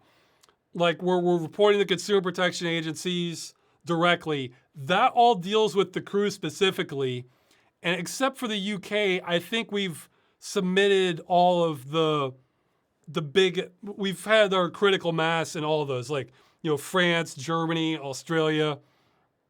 So if people just kind of forget about the crew because it's working again, that's mostly okay because we've got submissions in. All the petitions and the European Citizens Initiative, none of those are focused on the crew. Those are all towards games in general. Just saying there needs to be a requirement when they shut down the game, there should be a reasonable expectation to run it, to still run it, unassisted. So even if you have nothing to do with the crew and you just don't want to see this happen to a game in the future, stick with the petitions. I mean, yes, some of them are probably long shots, but I think the European Citizens Initiative especially, I think that's the one that might be a knockout punch against the industry for this. But that's also going to take so many signatures. So yeah, this might work against us slightly, but listen, I'm a lot happier this is happening now rather than like April 4th or something, which would just, I mean, don't get me wrong. I want the crew to come back. It's just that because this is such a unique opportunity, I'm also looking at it tactically. So yeah, no, awesome. It sounds like we might get the best of both worlds on this. Because, hey, something to keep in mind. Again, this is dumb luck that Ubisoft is doing this. Ubisoft has removed the crew client from your account. So all that's left there is just a note saying you own this in the past. You cannot even download the client. And most shutdowns don't even do that. So, I mean, usually they just let you download the bricked client because who cares? You can't run it. So, and the EULA says you're supposed to destroy all working copies. So technically, just even owning a copy of the client is considered a violation of the EULA. Now, I don't think that's going to hold up in some places like Europe, but that gives more fuel to the fire that there is no legal above board way currently to run it, even with a server emulator. So I don't think that detracts from the legal argument at all. So this was never really sent on the table. So I'm saying if you've already sent a petition to the US, can you send another? I haven't done the US because I wasn't seeing any opportunity there. The only one I saw for the US was for direct ballot initiatives where it kind of changed for every state. But even then, the only people who qualified were already registered voters. So I'm thinking, man, this is kind of a niche issue to like hit the thresholds on, especially when I bet a whole hell of a lot of gamers are not registered voters. So it's, or I think it might not have even been registered voters. It might have been registered voters who voted in the prior election or something like that, or changed by each state. And, yeah, it's like I mentioned, they can circumvent state laws. Unless, except maybe not California, because most of them say this will be tried in California, which is, where Silicon Valley is, so they probably have a lot of tricks up their sleeve there for that. So it's, like, I just couldn't find the opening in United States. I mean, sure, you can make a petition on something like petition.org, but I'm cynical and I think that would be useless. So, I mean, go ahead if you want to. I'm only pursuing avenues that I think have a chance of working. That does not mean a probability, but since I'm pursuing 11 or 12, hopefully one of them sticks. Some odds are better than others. So, and in my cynicism, I think something on like petition.org has no chance of working at all for this particular scenario. So I'm skipping it. Again, I'm not against somebody else doing that, but I'm not really endorsing it either. So I'm just, this whole entire campaign, I've tried to be as tactical as I possibly can on it. So But yeah, no, that's awesome that the crew may be coming. And you know what? The I think the crew resurrected would be, for my taste, a better experience than the official supported game ever was, because then we could probably have mods. So then you could control the time of day, or control the weather, or maybe modify the field of view, or or have some other stuff in there that. And look, if I could mod the crew the way you could mod like an Elder Scrolls game, it would probably be my favorite driving game. But just because there's so much in there and there's so much potential there. Because the things I dislike the most, yeah, somebody's like, maybe it might be able to leave the car. And the crew already works in stereoscopic with VorpX. I tested it like last year or something. So that means I could kind of wander around in 3D with enough mods. So, I mean, or they might be able to get the old school pre-Wild Run lighting working, which was kind of a side grade. Like I think overall the old lighting looked better,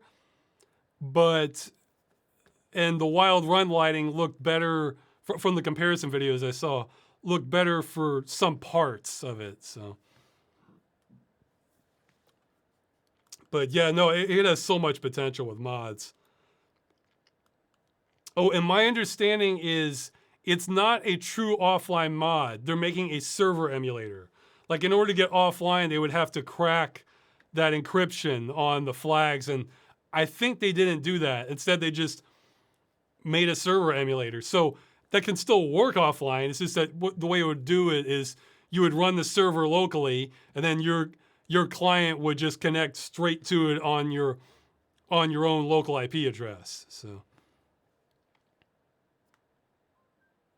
let's see. Let's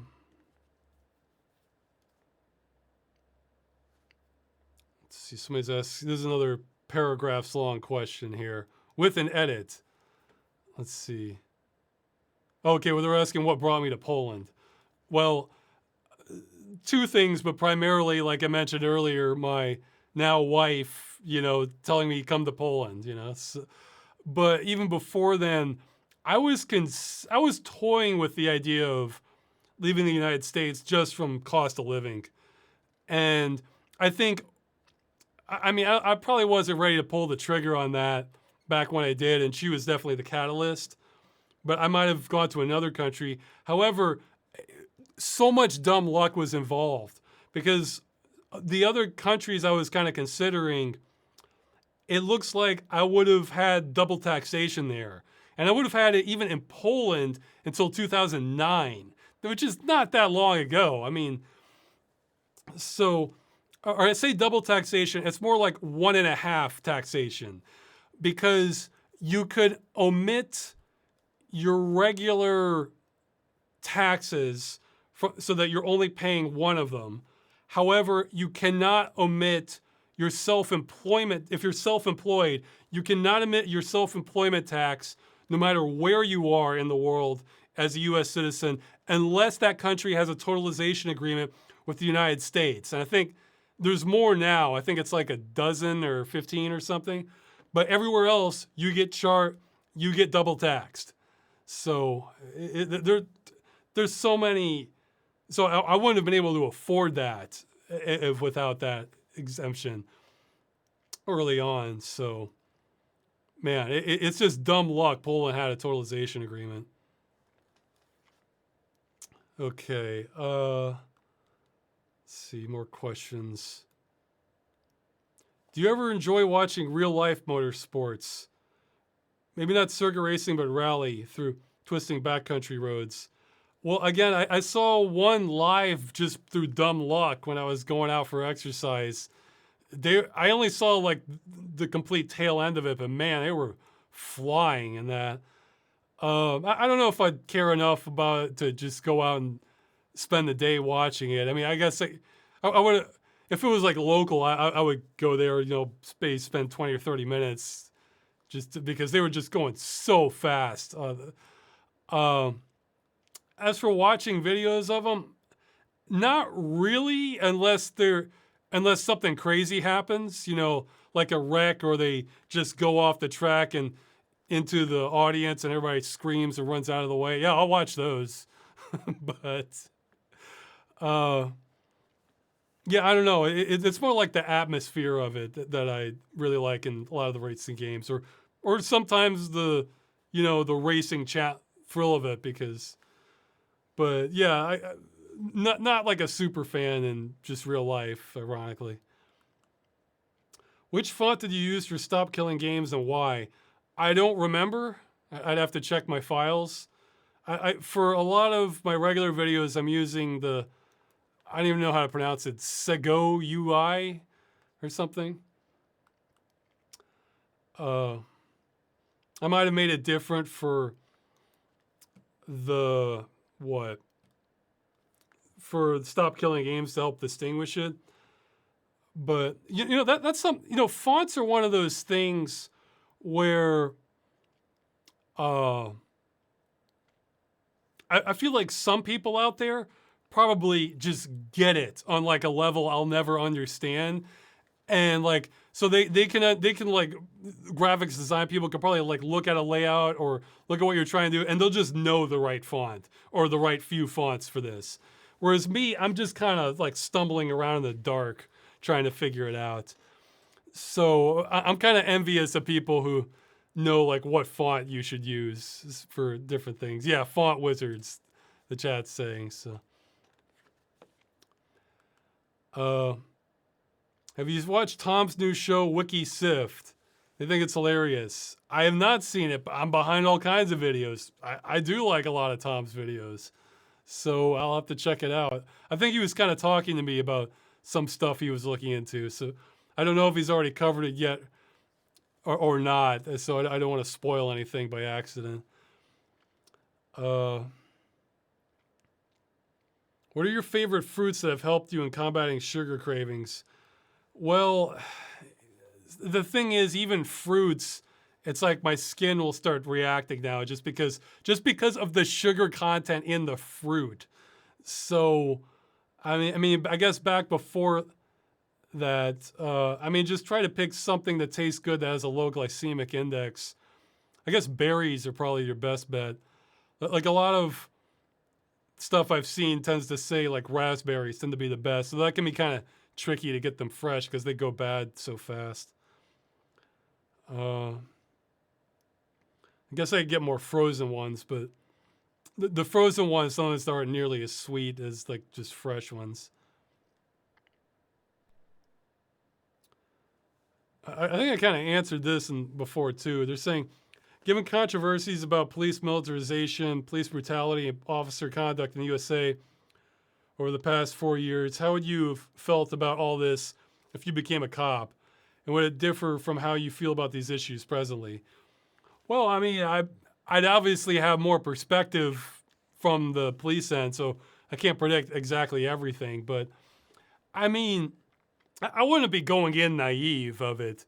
I would just kind of hope I wouldn't be partnered with someone who's not going balls to the wall and that sort of thing. Where, that would probably be one of the harder things about being a cop, where they're doing stuff that is going like way over the line. But at the same time, if you report them, you're probably going to be ostracized by your department, and that can be dangerous, depending on how extreme it is. So, I would just kind of hope I wouldn't have to be quite in that situation where it's not something that couldn't be kind of written off a heat of the moment. And even then, I'd try to talk them down from it, or say like, hey man, like maybe not here, like, with cameras and everything, kind of be like a reminder saying like, hey, don't, try not to beat the hell out of this person for no reason, but if it was really bad, what I would probably try to do is like try to do some research and see if there's some departments that this isn't really going to happen so much, or they're more by the book or something. Because look, policing is not equal everywhere. there are going to be some departments that are going to be way worse than others. Where others there's going to be more just a lot of nothing happening, or the same sorts of things happening where it's just like, okay, on Friday and Saturday we're going to have drunks or drunk driving. Occasionally, we're going to have maybe some shoplifting, or like the smaller the town, the less likely you're going to have more frequent crime. So I might see if I could maybe get like a transfer to someplace else. Because it does become it's definitely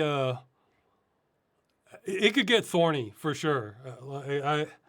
So it's not the sort of thing I can give like a clear answer about unless I was actually in the middle of it. But I mean, that was something I thought about before, that first try to. I mean, again, it kind of depends on how bad it is. If it's something where, like, I could look the other way on some things, like gratuities, where say that your department's not supposed to accept any, but your partner's always getting like a free meal from this diner, or they're getting free donuts or something. It's like, I'm not gonna bust them on that, because I see that as just kind of like, I mean, you can argue it's not totally a victimless crime and it creates a bad precedent, but that's not worth it. But if they're like if they're beating the hell out of somebody that this is unwarranted, like completely, it's like, well, I might try to like really get them to cool off fast. And if I can't, then it's like, well, I got to rethink things, because again, it's not as simple as just doing the right thing. Because I've said before, I don't see myself as a saint. A saint would intervene no matter what. I would look at it more like from a utilitarian thing, and from a certain selfishness, like, or again, I don't want to be the next target if I'm stepping in on that. But again, I could try my best to kind of cool it, or if that's just not possible, then try to get to a department that is more in line with what I could handle, But yeah, it's a tricky question. You're probably better off asking actual cops about that. So, let's see. Oh, they're saying, aside for episode 27 of Freeman's Mind, besides reading Treasure Island, how did you prepare for that? It was mostly Treasure Island. I mean, I tried to look up some pirate phrases, but Treasure Island, it was just, I mean, it was just a gold mine for what to say. So it wasn't common vernacular, so I just went with it. And a few I tried to make up based on the setting. Yeah. So it was, like a scurvy preventing device, or I forget what I said. Like, I was trying my best to like not use language that wouldn't, that would make sense in the modern age. I broke the rules a little bit, but not too much. So, what your goals in life are? What are your goals in life? Things you hope to accomplish? Man, that's a lot. A lot of, well, again, this is the sort of thing where, going back to the nuclear escalation conversation, a lot of those goals could change extremely rapidly. So, my goals can adapt, or if we, if it's not as bad as Duke's, something like a Carrington event, that would knock out a whole lot of my goals right there, where electronics and computers just aren't a thing anymore for a long time. But, well, I want the movie, well, seeing this campaign off, which I'm very happy with where it is at the moment, but there's still more I can do on it to completely maximize it. And again, the European Citizens Initiative, that one's, it's a long shot, but man, if we can do it, that ends, I think that ends this. So seeing the campaign off, before the campaign, however, getting the movie made, well, before all that, being financially secure enough, so that I don't have to worry about rent a couple months out, or monitor like a hawk when I go to the grocery with prices, that sort of thing. That that's obviously a goal. Just yeah, basic health. That's another one. Uh, what the movie is, yeah, way up there. I mean, I consider that like a non-negotiable one for me, barring unless it's a survival thing. That's the only thing that kind of kicks it off. I mean, well, one I guess I could argue I've achieved is having good relationships. So that's good in that I can sort of cross that off. Uh, let's see. I mean, well, after the movie, I'll have to see where I am. Assuming I can get more assistance, either human or otherwise, with animation. I mean, I have other ideas I'd like to make. I have stuff that could be even better than the movie, but those would be more, have to be like a series, which would be ongoing, which I wouldn't want to start unless I'm pretty sure I could finish it. But let's see. Beyond that, it's actually a lot of petty stuff, but it's still pretty important for me personally. Where, like I mentioned with the Dream software, like my goal is I would want to explore like every 3D game that I'm impressed on some level by the environment with in VR, and as many as I'm able to. That's I also want, just for gaming in general, I want to look everything on that, like Ross's game list, and even a whole lot that aren't on there that I just already own and know about. I either want to play through them, or else play enough to satisfy in my mind that it's not worth going through, or watch a playthrough of them if I feel like, well, maybe it's not worth going through, but this is intriguing. I like this story or environment. I want to see how the rest of this goes, even if I don't want to play it. I want to go down every game. See, now, I know some people's first reaction are going to be like, no, you're never going to do it. Well, that's probably true if they're making games perpetually, and so for this year I wouldn't do it, or for this past 2 years, but I want to catch up at some point. And the reason I think I can is because anything less than me like really enjoying the game, I bail now. And that's the majority of them, unfortunately. But a lot of those, yeah, I mentioned it's kind of a hierarchy where, first, the best is I love the game, I just play it through to completion.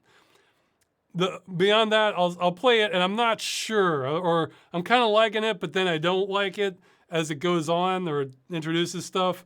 So then I'm maybe only playing like a third or half, and then I just watch a playthrough of the rest. Below that, I think it's entertaining, but gameplay is not my thing at all. And then I'll just watch a playthrough. And then I guess below that would be, I think the environment's interesting, but I'm not interested in the story, and I'm not interested in the gameplay, but I would like to walk around in VR. And that's sort of the hierarchy. And even for watching playthroughs, I skip the tedious parts. So if it's like a turn-based combat and they're like, okay, bam, I just skipped a 15-minute fight. I saw what happened. Now let's see what happens next in the cutscenes. So I think between all those tricks and filtering, I can get through everything. And it's the same thing for kind of movies and shows I want to watch. Just kind of catch up and go through everything. Or from music, that's one I think I probably will never catch up on, but I want to eventually complete my music sorting system and just kind of continually pile in. Yeah, hey, I've mentioned this before, I'll mention it again.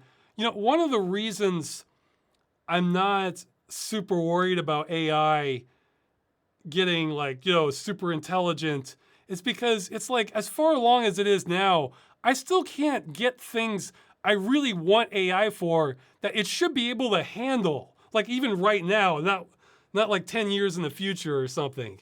And one of those is the ability to sort music by similarity on a local collection. So in other words, I have lots of music that's just not on stuff like Spotify or Bandcamp, whatever. This is just from some random game soundtrack or rare movie soundtrack. And like, I've seen one where it was called Deej, D-E-E-J.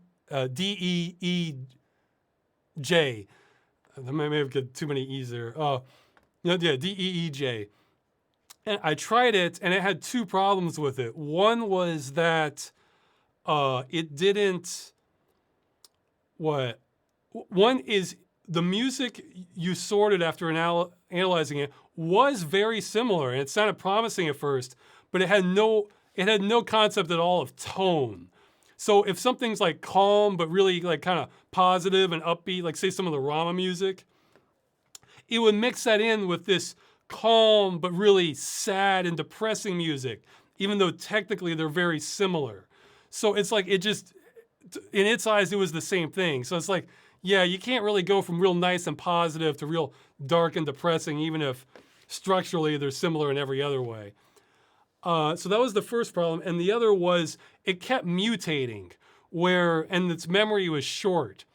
So you would pick a song you wanted to pick out music from your collection that's similar to, but see, it would go through the list and it would keep adjusting its selection based on whatever the present track was. So that means it would drift over time. So if you start with something calm and then you have a few tracks that are like, 5% lively because they're similar, well, then it would start adjusting to that. Then it gets more and more lively, and then it just defeats the purpose. So that one felt like a dead end. But if I don't even have that right now, I mean, to me that says, AI has a ways to go. And I thought of a way of explaining my interest in AI, in that I am far more interested in narrow AI. In other words, it picks something you want done and then tries to do it very well. And I think that's where all the coolest stuff is coming from, rather than just trying to respond to like everything and have all knowledge and stuff like that. So let's see. But yeah, no, but the thing is with AI, it's changing like every month or so. So it could be what I just described exists right now, and I just don't know about it. So that's an ongoing thing. If you hear of software like that where you can run it on a local collection, let me know, rosswscott@gmail.com. What are some other, so yeah, to sort my music so I have just ongoing, the end goal of my music is to just sort of pick music or a broad category that I like and just hit random play, and I'll have sorted everything ahead of time, and then it'll all just kind of fit. And the chat's asking if I have found any AI volume balancing thing yet. Not yet. I did a little bit of research, but not to my satisfaction. Like it couldn't handle like the big swings. I mean, I did find some promising stuff, but it wasn't really there. It was by this plugin under Waves was, I think, the name of the company or the software. But and the thing is, I can sort my music manually, but it's almost like a philosophical question, like, well, what's the criteria for figuring out how you want to sort like soundtracks? And like, I always just get hung up on it. It drives me crazy. Yeah, if you want to know more about that, email me. I can send you my sort of form letter that I've typed up on that shows the research I've done so far on it. Other goals, well, I've sort of achieved to my satisfaction anyway. Obviously, it's ongoing, of collecting art I really like. And now I want to kind of convert them all to wallpapers. And I need to, I need to figure out a good software for outpainting, which somebody did email me on, and they gave the instructions, but of course there's like 20 steps involved with the instructions. So I need to put aside time to that to get it working. What are some other goals? Yeah, like I said, it's kind of petty. Like I admit, it's just like, but I guess one of my, yeah, I was thinking, I feel safe enough saying this now, where, I feel like I've slowly gathered some pieces of wisdom, and like the first one I've been very confident is, some people have to learn things the hard way. Not everyone or not everything, but some people. No, there's no other way. Like I'm convinced that's like a truth. And the other thing I've sort of I'm starting to think is like a general truth is personality types really can make an impact as to what matters for different people. I mean, there's some things that matter for everyone, but like the degree which some things matter or thing, because that's why when you see life advice from some people, it could be their personality or like their values are actually kind of different than yours. So you might think of like, well, that doesn't really feel like how I think. Well, it could be your personality is like genuinely different than theirs. And what works for them doesn't necessarily work for you.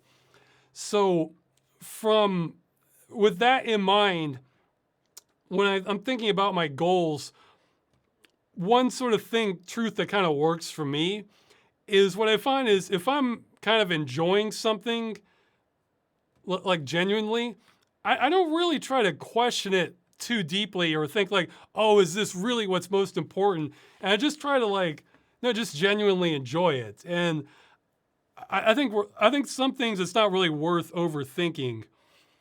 And that's one of the things that, like, when I'm talking about like movies and art and music and stuff, those sometimes can give me like really amazing kind of aesthetic experiences. And that and stuff with me wanting to view the equivalent of all these game worlds in VR, of that kind of sense of exploration and just kind of beholding these different environments as though it was real. For me personally, those are some of like the highest highs in life. I mean, again, that's not going to be for everybody, but like the music and art, like the aesthetic experience really just causing like thoughts and feelings that just like would never have occurred to me, or I wouldn't even know how to recreate, or just that could come at me. It's like, for me personally, that's just like some of the best there is in life. So for somebody else, it's not going to be that. It's them and their dog, the end. So I get that. But that's why I said it just kind of depends on what you're after. So, see, somebody's saying music literally keeps them going right now. Yeah, I mean, I get it. It can just take your mind to like different places that just is like, I don't even know how to explain it. So I really appreciate like that, like aesthetic stuff. So, and again, if we had a Carrington event and that's just all gone, I could, it wouldn't be as good, but I could find something else. Like, I might end up being, actually, I think they literally frigging did that in Lost, where they start making their own sort of mini golf course. I would probably do that, except I would have like sculptures and like ramps and all this stuff, Like I'm talking about if there was just no electricity, or I might get back more into like board and card games, or, I mean, assuming I have survival met, but see that's like some of the highs for me, and that might not work for everyone else, but that's why, my stuff might seem a little shallow or something. And in some ways it is, and I'm okay with that. So it's like, well, it might be kind of shallow, but I get to feel like I was on an alien world, and that was one of the most amazing experiences I've had. So, oh well, I mean, I think there really is something to be said for like bonds with others. But, if you're in a situation where, like I said before, I moved here, all my friends had already moved out from the town I was living in. So it's like, yeah, you can make friends and then they move out. And then or maybe the new friends aren't as cool as the old friends, and just it's.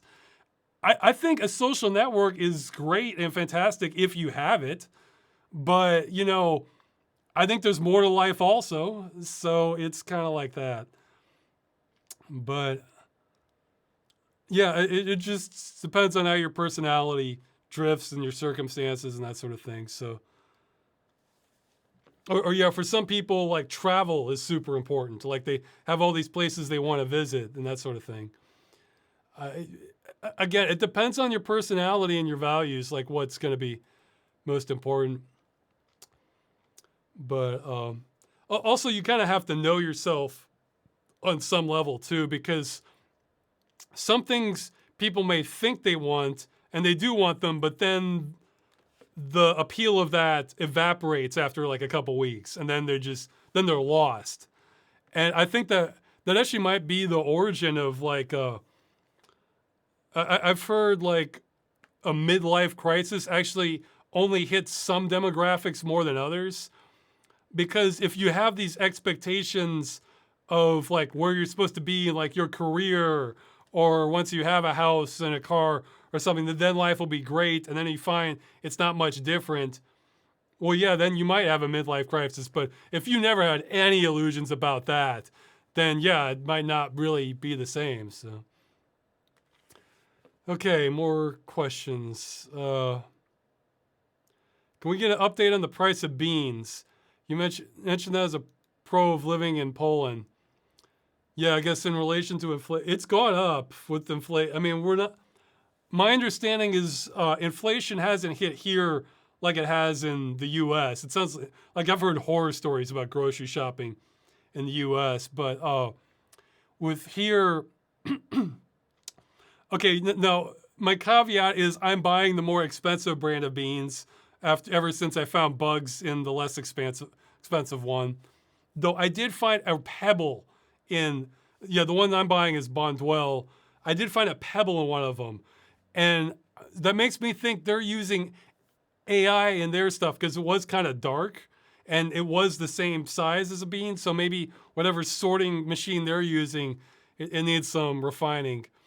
But I'm just glad I didn't bite into it and crack my teeth or something. So it's gone up locally.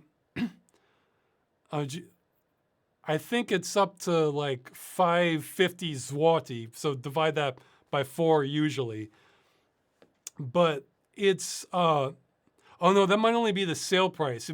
I can't remember if that's the sale price or if it's like 650 at one grocery I go to. But if I go to one across the street, it's 8 for the exact same thing, 8 zloty. So that would be, so I think for 550 it would be like around 160 or something, versus $2 at the one across the street, assuming the exchange rate holds, which can also fluctuate. So, and it used to be more like 450 or 4 zloty. So it's gone up. But again, I'm hearing horror stories about USA grocery shopping. Oh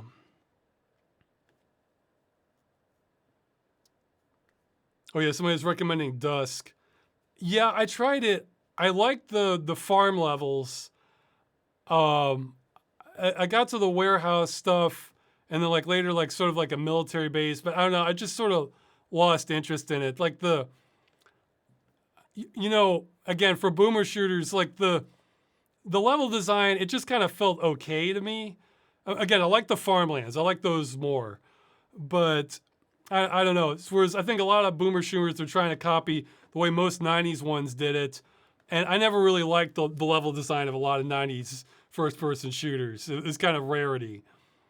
So I watched a playthrough of it, like for the end where you kind of go to the other world or something. It was okay, but it just didn't like, I don't know, just didn't win me over the same way.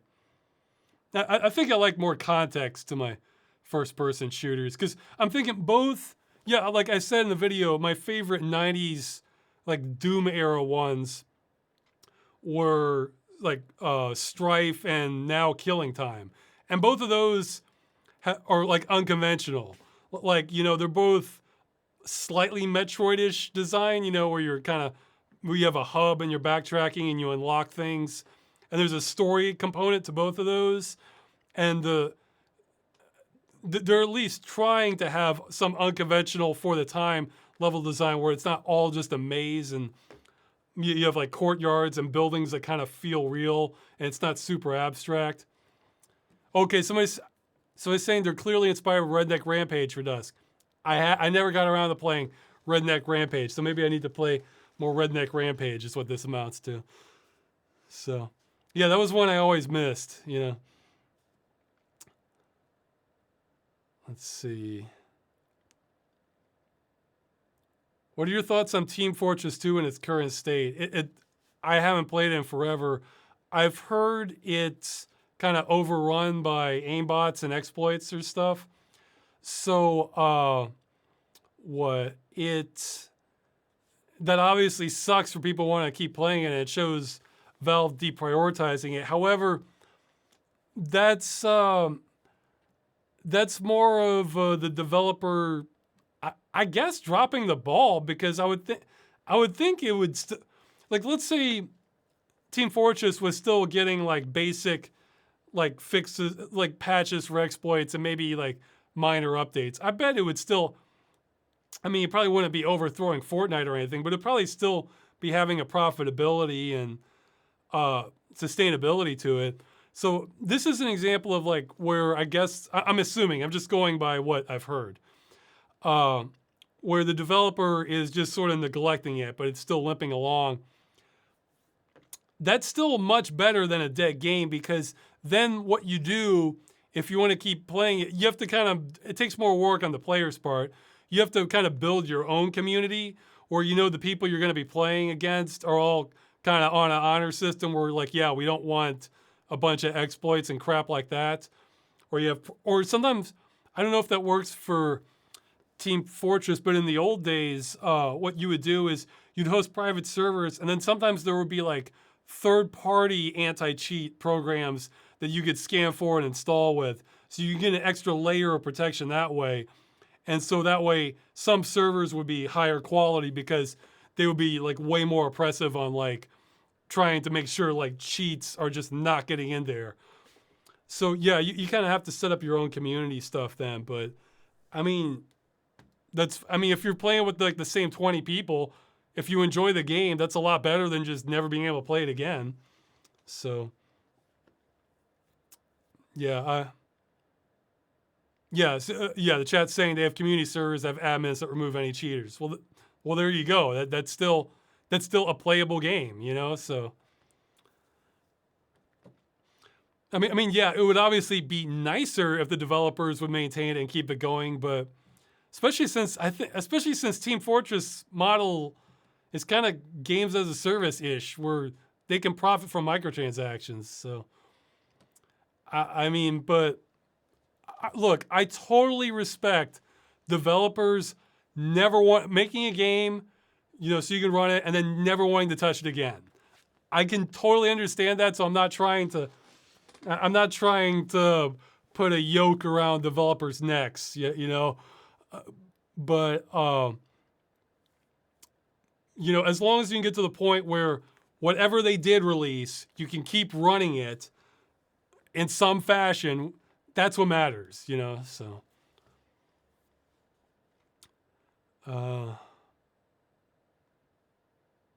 Let's see. Oh, I missed this question there. Well, okay. What philosopher do you find so repugnant that it just seems ludicrous that anyone should still bring it up as if it has any merit? Well, I mean, it just seems too silly to me to be repugnant, but I guess some people genuinely believe this. I think I learned about social Darwinism in middle school, and like I think I was like in 6th grade or something. And even then, that just kind of struck me as like really silly, like because I just seen too many obvious examples in real life. That's not how it worked, you know. I mean, or just even conceptually, like if you win the lottery, I mean that kind of that would kind of jump ahead of it. And that just always struck me as kind of dumb. I mean, for stuff that would be like really repugnant, it would probably involve something that would fall under hate speech, which just even talking about it probably puts me on some algorithm on YouTube I don't even want to get into. So, but yeah, social Darwinism has always struck me as silly, and some people genuinely do believe that. The idea is, well, if you're, I think this is also like the gospel of prosperity is another term I've heard, where the idea is, if you're a good and hardworking person, you'll just naturally be successful. It's like, well, no, I mean, maybe. All that does is increase your odds. And that actually has nothing to do.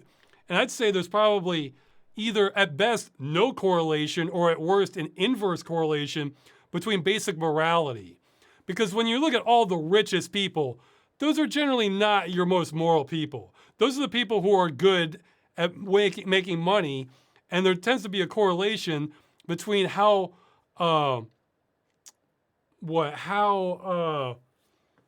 ruthless you are versus how good you're going to be at business and making more money. So it's a bit of an inverse, whereas some people who are going to be actual saints are just going to be the ones who are going to like soup kitchens or giving the clothes off their back to somebody who was out on the street or something like that, you know, or living out of a shack practically. So, I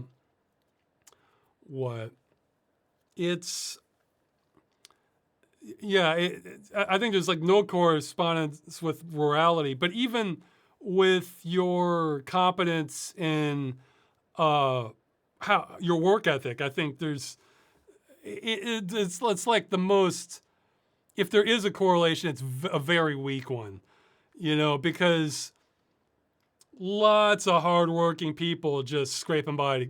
I mean, in fact, I would argue the majority of hardworking people are probably just kind of scraping by, or else living like paycheck to paycheck, because you know you can afford more relief the more wealthy you are. So let's see. I think there was another one I thought of that. Oh yeah, maybe the chat can correct me. I think there's like a more recent one I've heard of that is apparently it's sort of emerged from like, I don't know if I go so far to call it a philosophy because it might be too small for that. But there's one I heard of describe. The name of it was called effective altruism, and I think I could be getting the details wrong, but what I heard of it was that the idea was the people involved were very moral, or they saw themselves as very moral. So they thought that the best thing they can do is have children because their genes will get spread on so that they'll be moral and that'll make the world a better place. And if that means they need to like kind of hoard more resources to make sure they can make that happen, then that justifies it. I was thinking we're just getting into like, maybe I'm getting aspects of this incorrect, but that's what I remember from hearing about it. And I was thinking like, I mean, we're kind of in like cult territory at this point where we're just turning off like the more rational parts of our brain, you know, to justify this belief. So, I mean, it's like, again, maybe I would completely believe they're saying I was missing nuances to it, but oh, okay. Well, I wouldn't say this is related to it exactly, but this made me think of it.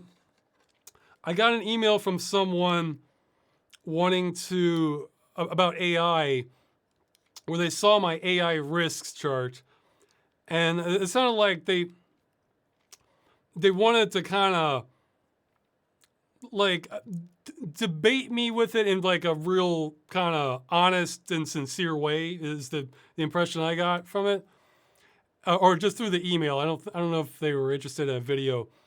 And so but they were given a lot of references to Yukowski, and they give a lot of quotes to say, well, you really need to read this, this, this, and this. And I was thinking, and their email was already pages long, so I read through their email, but I was thinking, this is just a rabbit hole they're trying to get me to go down. And then even the references they gave, they're referring to other things that aren't listed. I'm just thinking, this is just a mess organization-wise. So I responded to them and I said, like, I think there was a quote by Einstein saying, if you can't explain something simply, then you don't really understand it. And because that's how I want to approach this, is that, okay, like, let's get a sentence that explains like your basic premise. And then if there are details that need to be clarified further, then you can expand on that. But, you know, because that's a pretty understandable concept. This doesn't mean you encapsulate everything, but it means you can kind of break it down so a person can understand like the basics of what you're saying, you know, but even if the details are just endlessly complex. So I was saying, yeah, in fact, I think, doesn't Reddit have something like, it's called like Explain Like I'm 5? You know, I told them I needed that as a starting point. And, you know, if we're going to discuss this, and I think he was kind of really focused on what I classified as fantasy risks.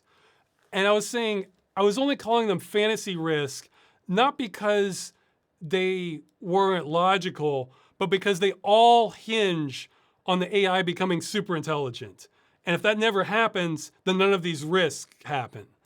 So, and I told him that was my entire fixation point on this. That was like, that was the part I had to disagree. So I tried to clarify my view and requested that he explain his stance simply.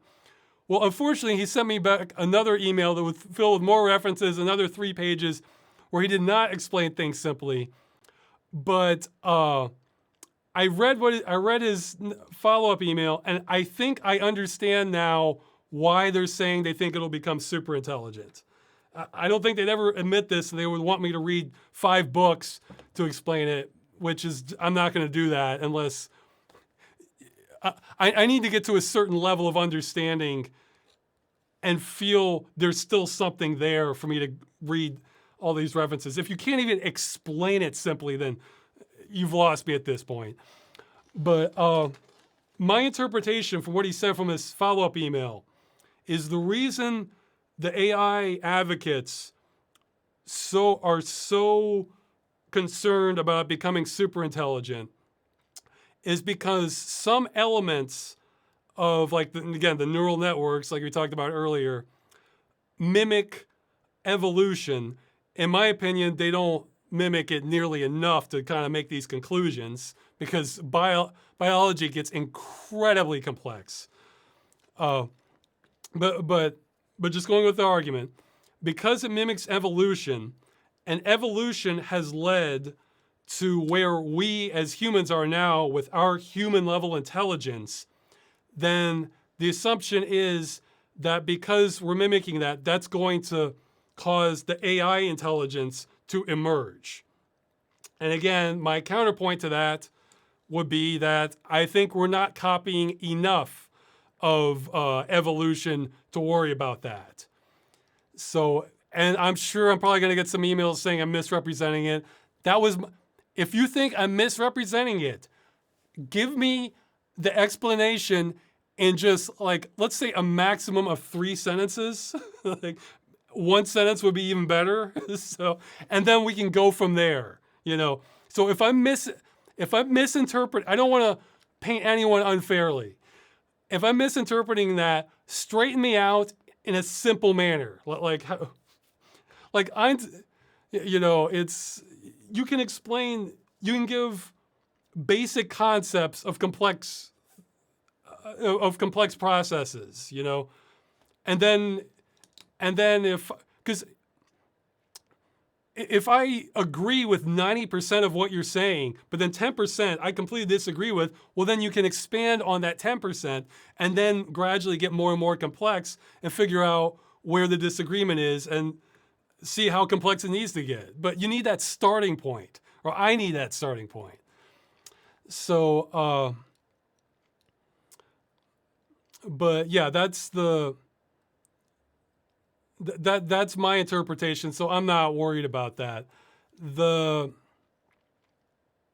now I think there's a lot of, I think there's a lot of faith involved with the worrying about AI. I actually have another theory this is just made up, but I think this is something where me not being the most intelligent person might actually work in my favor, where some of the people worried about AI are very smart. Like they're, like top level programmers that can come up with genius code. And I'm actually wondering if throughout their lives, they're used to being very smart or used to being smarter than everybody in most of their classes and everything. Whereas I got kind of humbled once, like late high school, once I tried some advanced placement courses, like with calculus and physics. I realized, yeah, the people in this room, they are smarter than I am on this. They just get this faster than I do. So, but I'm thinking maybe they didn't have a moment like that, and they went through most of their lives just used to being like the smartest guy around. So when they're encountering something with AI that they have genuinely no idea how this happened. This might be like a religious experience for them because they may have never had these kind of checks and balances on their intellect before because they're that far ahead. So it makes them jump to thinking like, this outsmarted me. Oh God, like this has to be like an emerging intelligence or something. Whereas it could just be a very complicated answer, So anyway, that's just a theory I have for some people concerned about AI. So it's, I don't know.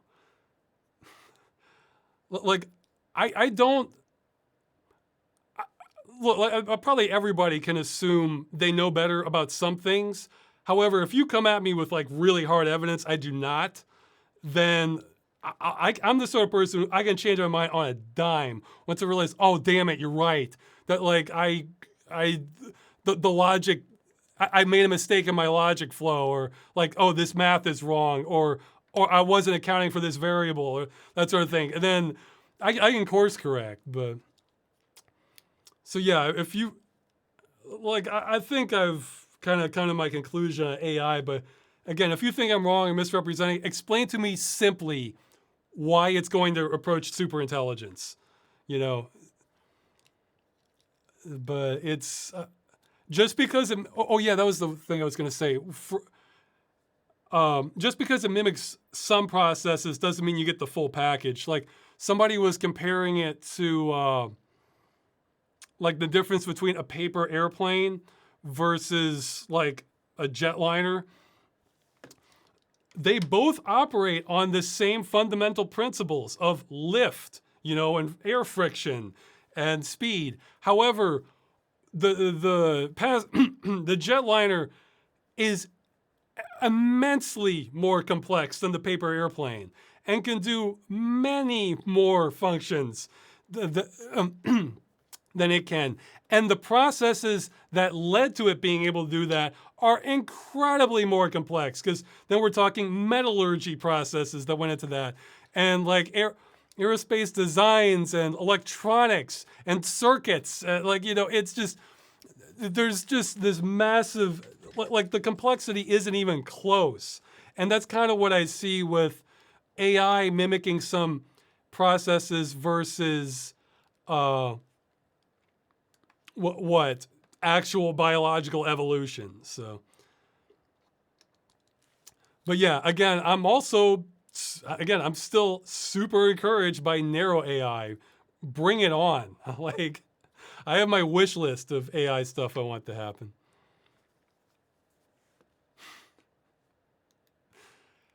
Okay, let's see. Next questions. Okay, I might start skipping some since I've been going on a while. And, well, somebody's asking which faction I would side with in Stalker. Maybe I need to play more of it. Okay, I played through Stalker. I remember the factions, but I also remember not formally joining any. I just like maybe did a quest for a couple, and I just kind of kept playing on the plot line and getting close to the heart of Chernobyl. So maybe I joined one and didn't even realize it, or I just missed that element of it. So I don't know.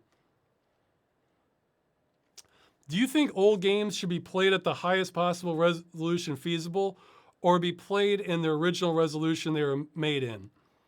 Well, it kind of well, okay, for me, I'm assuming we're talking about me personally, because if somebody wants the 100% authentic experience, great, go ahead. I mean, that should be their option, you know? I'm not trying to like down what others, but assuming I have the option for 2D games, I tend to prefer like only nearest neighbor scaling, so I get my full pixel art or something close to it. Even if there was some original fuzz on the old CRT. For 3D games, I generally want either the highest resolution or just really high quality anti-aliasing. What I want in 3D games is a very clean image, so we don't get the sparkling from aliasing effects, or the moire effects from lines, or what's the other, or just just other artifacts. And high resolution is one way of getting there. Now, the one I'm a little undecided on, but even then, I think I do prefer the high resolution, is the 2.5D games, kind of like old school Resident Evil, where your characters and objects are in 3D, but your backdrop is in pre-rendered 2D. And the higher the resolution gets, the more it kind of sticks out what's 3D and what's not. And as long as I have nearest neighbor scaling, I still kind of prefer the high resolution. However, what can be best there is old resolution, but real high quality anti-aliasing, which was not inauthentic on the PC. That was doable back in the old days. So that way the 3D characters blend in pretty well with the 2D backdrop. So let's see.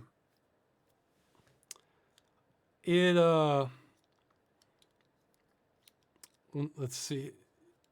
Oh, there's a debate going on at AI.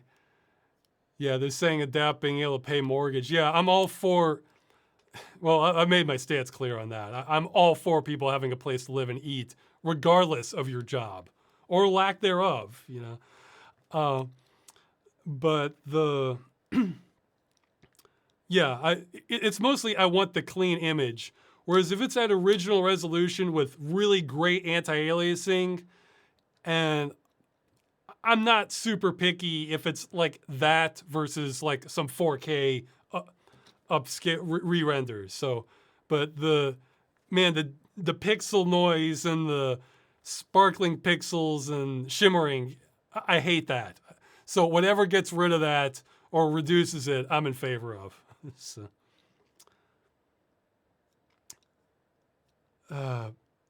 we're talking about my daily routine. Well, that fluctuates a lot depending on what I'm working on.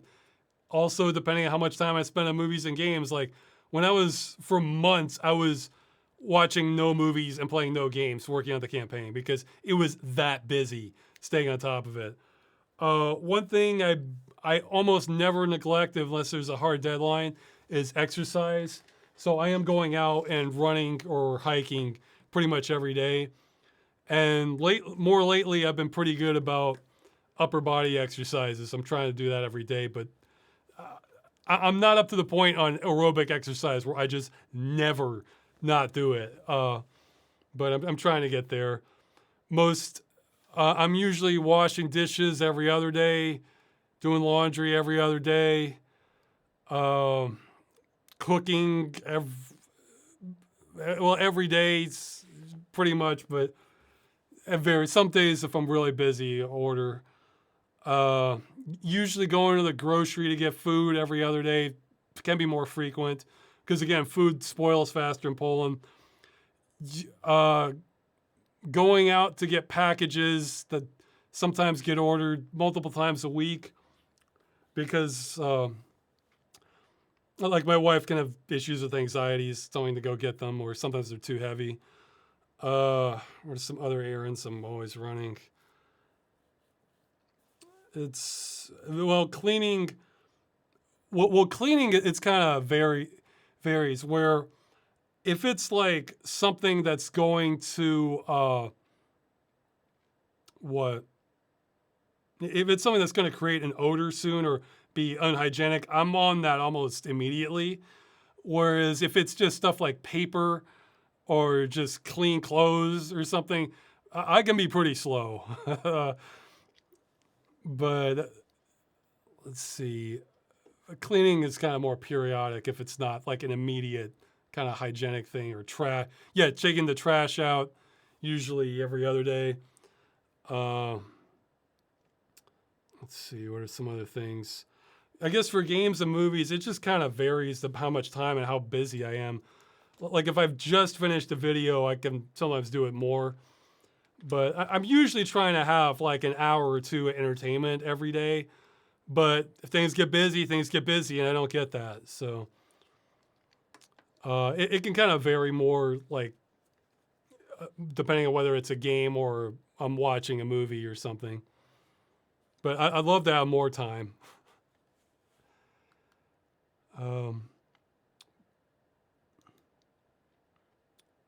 Oh yeah, shoot, I've been going a while, but these are good questions now. They want to hear my thoughts on the recent Adobe Photoshop controversy, and they've been confused about your individual creative rights. They never use any of the AI functions. My guess is they're probably claiming everything short of your firstborn child in the EULA. So it depends where if you're American, you might be able to have an argument of unconscionability, but I have no idea. I haven't looked at it. I just assume the worst when it comes to software EULAs. The controversy is they were making it either misleading or else very difficult or maybe refusing to let people end their subscriptions so they could keep on billing them. And yeah, there actually is a history of like kind of cracking down on that. So they might be facing some trouble. They might be facing some fines for that. I'll be shocked if the fines are so significant that it's like, we're talking 10% of their net value of their worth or more, but yeah, they are getting sued for it. Good. I mean, that's an old con, making it difficult, making it easy to sign up for an ongoing expense and making it really hard to get out of it. I'm kind of surprised they went for that because they have easier ways of shaking down for money. But infinite growth takes you to places like that. So I have seen somebody's asking. I have seen the first Cheech and Chong movie. I haven't seen Up in Smoke. I haven't seen the sequels. I think my favorite scene is when they're driving down the road and they're hotboxing the car and it's so filled with smoke that they can't even see out the window and like you see the smoke trailing from the car. So, okay, I'm skipping some. They're asking what bands I would recommend. I'm so far behind. It wouldn't be helpful. I need to catch up badly. What do you think about games with deep and complicated lore? Do you like to analyze Dark Souls lore? No, I kind of like just to have the plot unfold. I think that can be kind of neat if there's like hidden aspects you may not have noticed, like as a bonus. But I'm a fan of coherent storylines, but like that doesn't mean you have to explain everything. You can still have like some mystery elements, like what was going on there, but the basic plots I like understanding. I don't think Dark Souls really gives you that. I've only played the first two, but it's other than things are trying to kill you and you're trying to survive. I mean, I guess I understood that much, but I had in both of those, I had to watch one of those, Dark Souls explained videos afterwards. I think deep and complicated lore matters less than how compelling it is. Like, is this a really interesting world or plotline that you've created? In which case, I'm going to give you a lot of leeway how much you explain. Whereas if this is really boring, but you've created volumes of history that's also a fantasy history that's also boring, I kind of don't care. So it's more about drawing me in. And then if you've done a great job drawing me in, then if the fact that you have lots of lore, awesome. Then if there's some aspects I find really interesting and I want to find more about them, then I have more to go on. So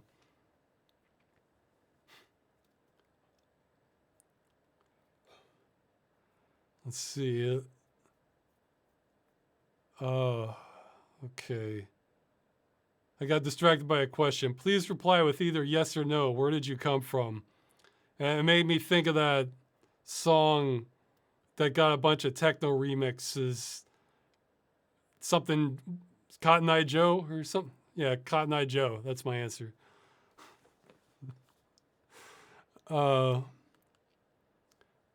asking about I have no mouth and I must scream. I don't really plan to do game dungeon on that. I mean, maybe it's not impossible, but that's such a dark game. I'm not really into depressing games, so I would have to spin it in a way that is fun to watch, and that's not really that's not really a challenge I'm going for.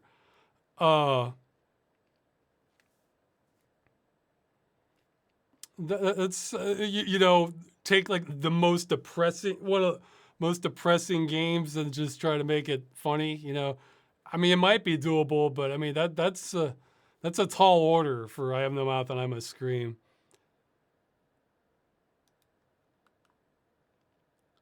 Okay, more questions.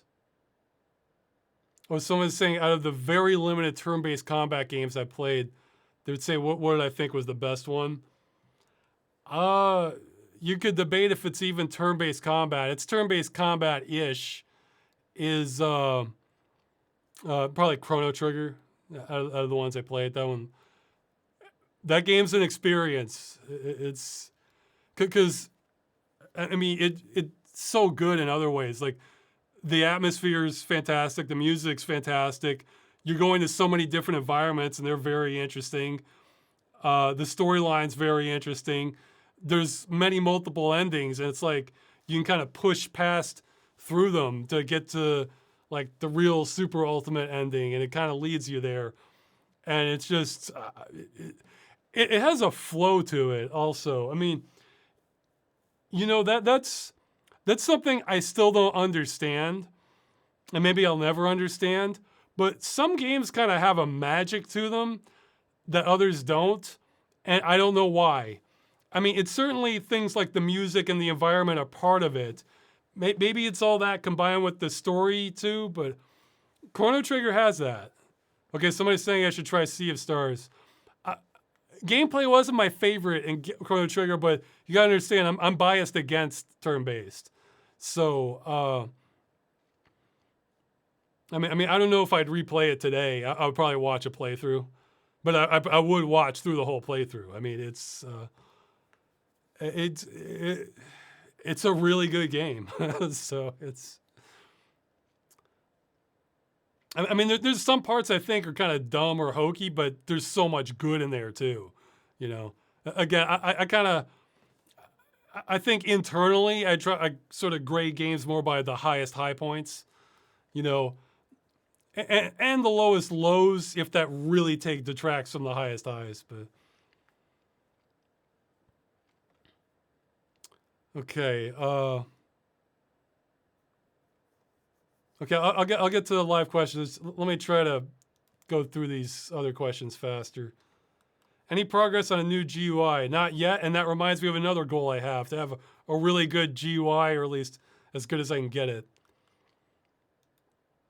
I just need more time to throw at it. Okay, sorry, I'm skipping more questions because we've been going on a while and I'm seeing a lot of questions in chat. Okay, well, this is a good one. I thought I should answer. Well, these are both decent. They're saying games in the 90s and prior often resorted to mazes when they ran out of ideas. And you've been outspoken of my disdain of this practice. I mean, if you like them, you like them. I don't, What do you feel is the closest equivalent of modern games, be it corporate studio or indie developed? Could be conceptually the same what gives you the same visceral reaction? Well, it doesn't okay, I guess for the same visceral reaction, I guess it would be like a grind. I don't enjoy that. Unless the gameplay, it's very rare that I'm enjoying a grind. It's like let's say exploring the whole world, just the grind from doing that means you're going to be well leveled or whatever you need to be. And that was an interesting experience doing that. It didn't start to feel too samey. That might be all right. But other than that, I don't like grinding. Gives me a similar feeling as like the maze stuff or and actually I misread this question. One, I don't know if I dislike it as much, but I'm noticing one thing in modern games I don't like. See, people are gonna say I'm being too picky. Is I kind of don't like the sort of quest format for many games where they say, okay, you need to do this. Now go here. Here, it's marked on your map. Now go there. It feels almost like I'm running errands when it's like that. And I was thinking, it's not that I don't mind quests, but I like it a lot more organic. And I like not knowing exactly where it is or like on the map, because then it's just like you're staring at the map or like a compass or something. And then that's just kind of, it's taking but like this, I don't know how you get the magic into the game, but I know that takes it out of it. Is just going to like this exact destination, going there. That reduces it. Because I was thinking of something like Gothic. Gothic doesn't do that. You don't get a map until pretty late in the game, and even then it's not like real time updated. And you don't really have like this like kind of fetch quest stuff.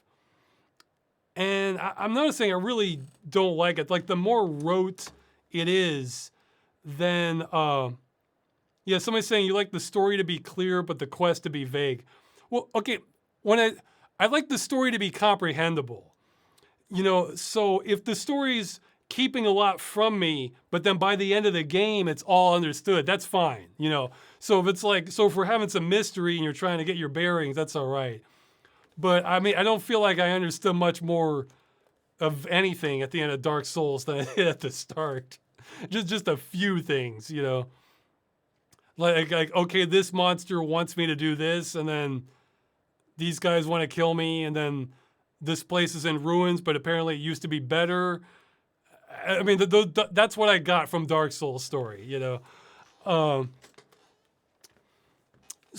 Yeah, but like I think you kind of want that sense of, for games that have for games that use that kind of fetch quest format, like, yeah, here's this on your map, go here. Here's this on your map, go here, and just kind of beeline a straight line to it. I've for most of the games that use that format, you kind of want a sense of discovery instead, and you don't. That kind of takes it away from there because then you know exactly where it is. You know they just want you to go there. Oh, also I saw something. Somebody made a good argument in a video. I forget where they were saying they were kind of speaking against fast travel, because it's not just that you have the option to fast travel, it's that the game, if the game has fast travel, then the map design revolves around that. So that means that you walking from point A to point B is probably going to be really mundane because they're expecting you to just kind of maybe walk it once and then just fast travel. Now that said, fast travel can be okay. I'm especially in something like sort of a Metroid type game where you've already backtracked plenty of times, so you got your full experience of this area, and now it's becoming kind of tedious to backtrack that again. So okay, they can throw you a bone in fast travel, but to me, it's actually really satisfying to just kind of check an area then keep going. So I don't know. That's one. Like the kind of fetch quest map indicator format. And I don't know, it's hard, but I think there are better ways to do that. Again, I'm thinking of Gothic. Gothic didn't do that, and that was pretty impressive game. You know, that was an RPG thing, but I don't know. I'm trying to think of like a game that did the fetch aspect to it that I really enjoyed. Like that this is like, it's not, I mean, a lot of games like that can be okay, but ones that this is like, no, this game is amazing. Like, this is like a top tier, one of my all-time favorite games, and I'm struggling to think of one that like made me feel that way. That had that kind of like, okay, go here, now go here, now go here. Because you can make a linear game where it just kind of feels organic as it unfolds. Now, how you combine that with, I was thinking how you combine that with open world. I guess Gothic kind of did that, where they say, they'll give you an indicator saying, well, okay, maybe you should check out the swamp camp or something. There's stuff going on there. So you can kind of make like a note like, okay, maybe something's going on in the swamp camp, and that'll encourage me to kind of like look around more. Or, oh, this guy looks important to talk to. Maybe I should approach him rather than having a big frigging like exclamation mark above their head or something to kind of, again, I like the immersion aspect. So the more I can kind of get immersed into it, the more I like it. So, okay, somebody, I haven't seen this video. They're saying H-Bomber Guy's video on Fallout 3 had a good point about not seeing the giant robot because you always looked at the compass. No, I saw the giant robot when I played the finale. That was like the best part of it. But yeah, it wasn't quite that bad. But there have been some games it's that bad where it's like I'm just looking at the map like most of the time, then like glancing and then just like looking at the map again just to make sure. To me, that's like the opposite of good gaming. So you want stuff that kind of breaks that, but is still playable enough, you know? Let's see. Okay, so the conversation is going on about AI, but oh yeah, and they had another question. On the topic of Steam, the platform withdrew pre-Windows 10 OS support earlier this year, which took out 7, 8, and 8.1. Some pretty major versions for 2010s gaming. You've long noted that OS upgrades are often the murder weapons in games dying. No, I wouldn't say that. I'd say they're because if you can still run them on the old OS, they're not truly dead, but they're breaking games. They're the murder weapon for breaking games. That's the better way to put it. Yeah, the terminology. So much terminology you have to get right for these different aspects. Have you discovered examples of games that this has killed or crippled? I have not, but at the same time, a lot of Steam games that probably would be affected by that, those probably had like the original disc copies also, which probably received cracks. So even if the Steam version is busted, you can still run the old one. I think that was the case with maybe it was a Dungeon Siege Legends of Arana, or maybe that one wasn't even on Steam. I don't know. Where I was able to run the disc version without too much drama, but like the Steam version, I saw lots of complaints on. So yeah, it's normally I'm for developers, again, like dropping support whenever they want. In the case of Steam, I feel like that's such a huge platform that I'm not sure how to approach that, but I feel like they're kind of taking on more responsibility, by you bought the game on that platform, but then you won't support that OS, but then you need that OS for the game. That's a thorny situation, but so far there are ways around it, but at some point there might not be, in which case it's going to get ugly. But maybe the Citizens Initiative could solve that. We'll see. Oh, I misunderstood what the other person said about the H-Bomber Guy video. So we have a few levels removed now. Oh, they're saying the people who rely on the compass so much, they never saw the robot. I mean, yeah, I guess if some people, I can understand where some people really want that.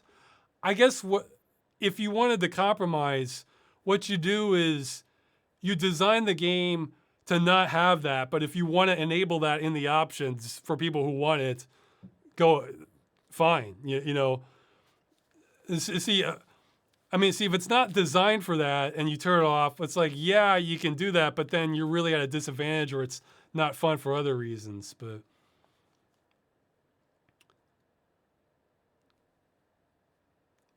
okay, just browse through the questions, try quickly. Yeah, I've been going on too long, so I'm afraid I'm having to miss a lot of these. Well, okay, this one's easy. What are your plans for after the whole legal campaign ends, one way or another? To go right back to what I was trying to do before? So, you know, game dungeon, those extra videos, and then work on the movie. And then try to, yeah, it's. Okay, you can start asking live questions at Ross Broadcast in the chat. I'll get to some of them. Oh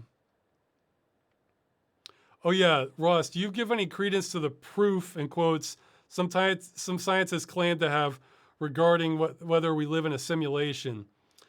I haven't seen or heard of that proof.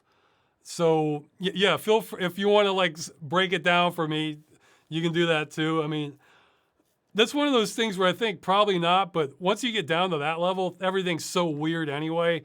Who knows? I think they actually had an experiment where they tried to prove it a few years back and they found no proof from what I remember. So it's not the sort of thing I worry about too much or at all, really, because I figured that this is so far beyond my control either way, and it sure feels real. I mean, from my perspective, and probably everyone's without some brain disorder or damage, it's as real as it gets. I mean, like this feels pretty damn real from my end. So, you know, I'm not. So if I'm just a program, it's like, man, there's a whole lot going on. So, okay, I'll look at the questions. Yeah, someone's saying Dishonored is designed like that. Well, yeah, but it's taking more of like the Deus Ex style approach, I think. Much better without HUD handholding. It's not even the handholding. It's the design where it's not fun if you don't have the HUD telling you exactly where to go at all times. You know, it's because again, I'm not against having that as an option, but if I can reasonably expect to play through the game and not need it, then I think that helps the sense of discovery a lot more, and that makes the game kind of more special in my mind. Do you think? Oh yeah, I think I missed this one. So somebody got it anyway. Do you think the EU elections will make our chances worse with the loss of MEPs, or just the loss of a bonus we didn't really bet on? Yeah, it might, because it could make their interpretation more hostile towards the consumer.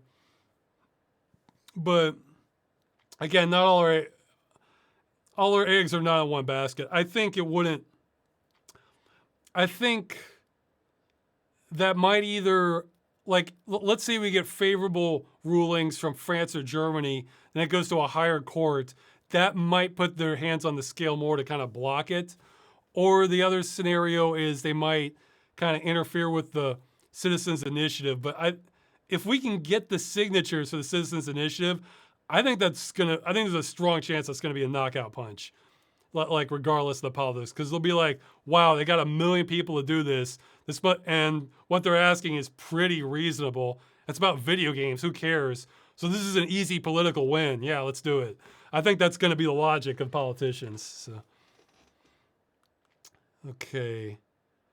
Are you excited about the Warhammer show in production? I didn't realize it was in production, or I heard it was, but then it wasn't. It's like, yeah, it could be great, but I never hold my breath on this stuff now. I mean, it can be anything, you know?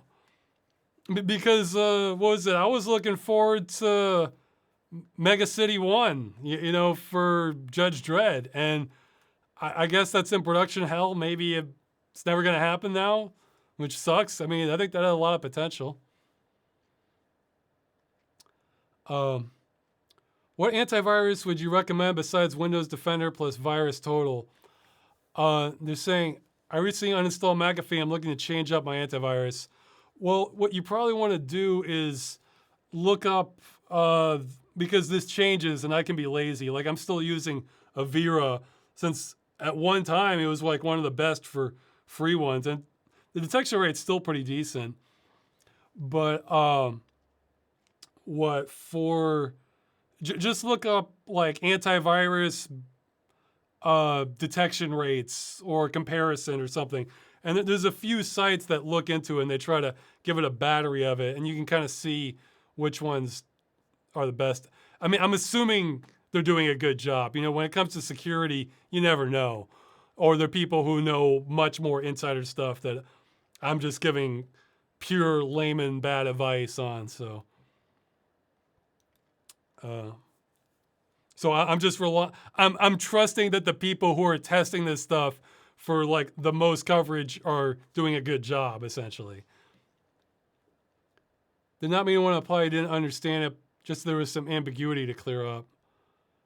You were featured in a recent video by Saint Jam, I believe. Saving all citizens at Half-Life 2. Look, even if you're implying I don't understand it, I'm not offended if you think that. It's just, maybe I didn't understand it, you know? I'll just get to the bottom of it either way, usually, or else I don't care enough to, depending on the topic. Saving all citizens at Half-Life 2, do you like these kinds of challenge videos where people attempt to have zero or at least minimal losses in tough levels and games?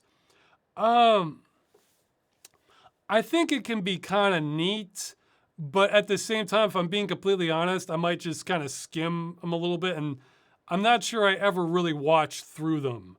Whereas, like, if it's like a playthrough, I might watch through all of that if it's a pretty interesting game. But other people might like it and just want to see. Like, I think it has to be some sort of.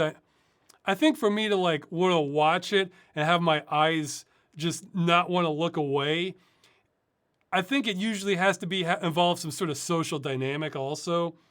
Like, as I'm thinking of, or just something, this is so far outside the boundaries of what I'm used to that it's just kind of fascinating for me to watch. Like, a famous example, like I mentioned in one of my videos, was the old World of Warcraft video, Kurzgesagt Stormwind, where they have like this, you know, boss or kind of mini boss that's almost unstoppable that they lured into the main city, and he's just wrecking everything. And it looks like something out of like a King Kong movie or just a monster movie where he's just wrecking the town. People are trying to stop them. They're dying. Everybody's running around. Lots of ghost figures everywhere from everybody who's dead. Bodies all over the place. I'm thinking, this looks cooler than the actual game itself. Like than the vanilla design. Like, I'm just like, this is amazing. So it has to be on that level where it's not just doing some challenge. It's like just going way far and away, just like it adds something special to it, you know? And I've seen enough speed runs now that I might be impressed by a few parts, but I'm just like, okay, it's the guy going through as fast as he can. I mean,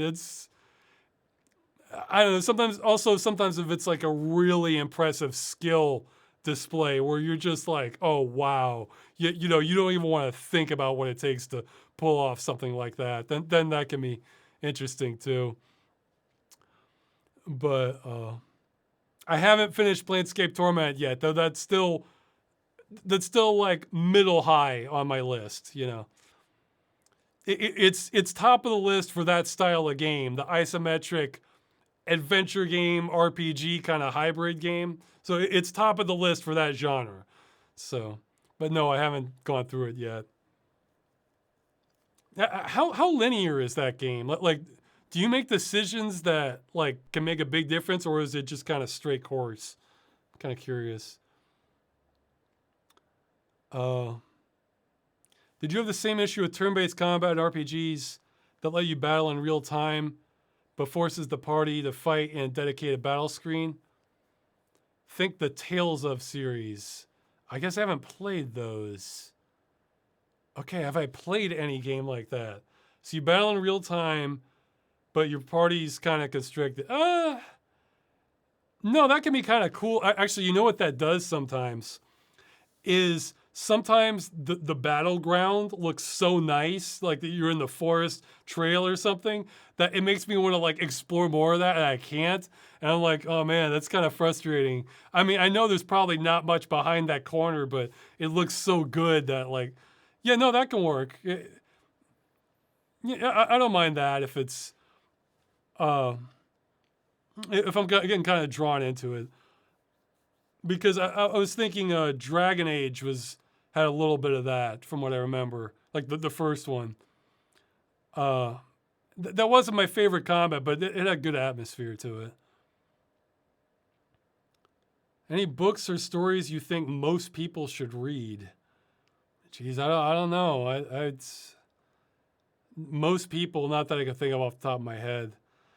I mean, I guess if I could convey one concept to people, it would be, oh man, there was a good link somebody sent me. It was, well, it's like for some people, oh man, what was the name of it? It was things that, for some people, might need to read this.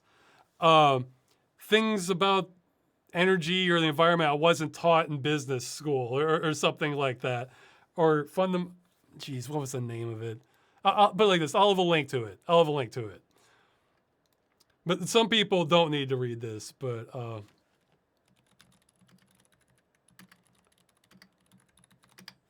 and unfortunately he did. Yeah, it was like top 10 part. It was like a top 10 things part 1, and unfortunately he never finished part 2. So, but it's like it explains some. It shows how our economy is just really insane, or it's like a beginning step for business types to show how insane our economy and just structure and everything is. So yeah, I would love it if civilization didn't collapse because we're stupid, but might happen. Okay, well I guess the other one, I would even then I don't want to. If you think nuclear war isn't that bad, at least watch Threads and The Day After. Not The Day After Tomorrow, but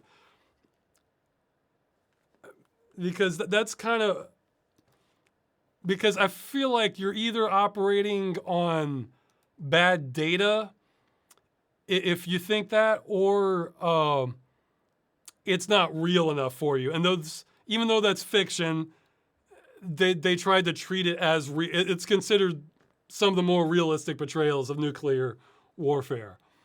So yeah, those are those. But yeah, if don't watch those if you're looking for a good time or just like an exciting thriller. No, don't watch that. And if you already understand nuclear war is like the worst thing ever, then yeah, you don't need to watch those. Like, but yeah, I guess you said read, but that I was just trying to think like convey to everybody. I was thinking, well, the stuff that affects the most people is what I want to convey, and those are two things that came to mind. Okay, I'm scrolling up because I lost my place. Can we expect a Game Dungeon roundup episode soon? Unfortunately not, but that was kind of my next plan after the next Game Dungeon, or at least 2 or 3 after the next one. So yeah, I was hoping to have it done by now. It's kind of like, since it's been so long since the last Game Dungeon, I want to have a really good one, and I am going to have a really good one. But even after that, I kind of want to just have like a normal one to kind of let people know, yeah, I'm not trying to disappear on everyone. It's just this campaign just derailed everything. So, have you seen any notable indie films recently that you recommend? Here, I'll tell you what. Probably not, but I've started keeping a list of movies I've seen so I don't rewatch the same ones again. And then, so I don't get like 15 minutes into it, I'm like, I've seen this. You know, so.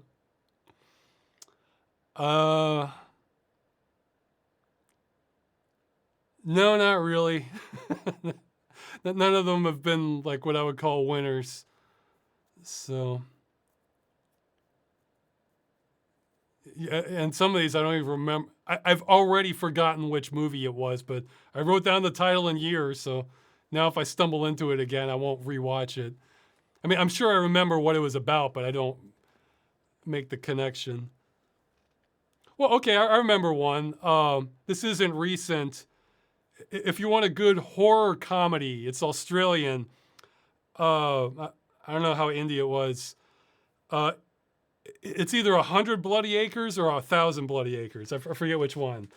And I was laughing at it. So it's sort of a comedy of errors where it just kind of keeps escalating. So that was just one I remembered. Have you been able to check out some of the footage, Sonic versus the Darkness? Not yet, but I'll make a note of it for myself.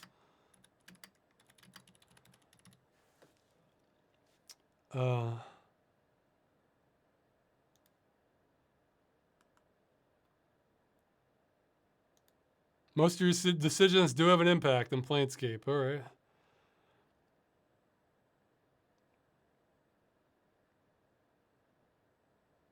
Oh, okay. So they had trouble finding threads. Yeah, I think it was in the 80s. It was made. Well, the day after is very similar. The Threads is like the UK version of the day after. So if you can only watch one of them, and you don't think nuclear war is that bad, then yeah.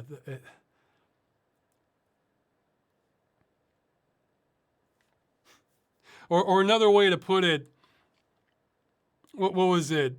Albert Einstein, the quote saying he doesn't know what World War III, how weapons will be used for World War III, but World War IV will be fought with sticks and stones or something like that. So you're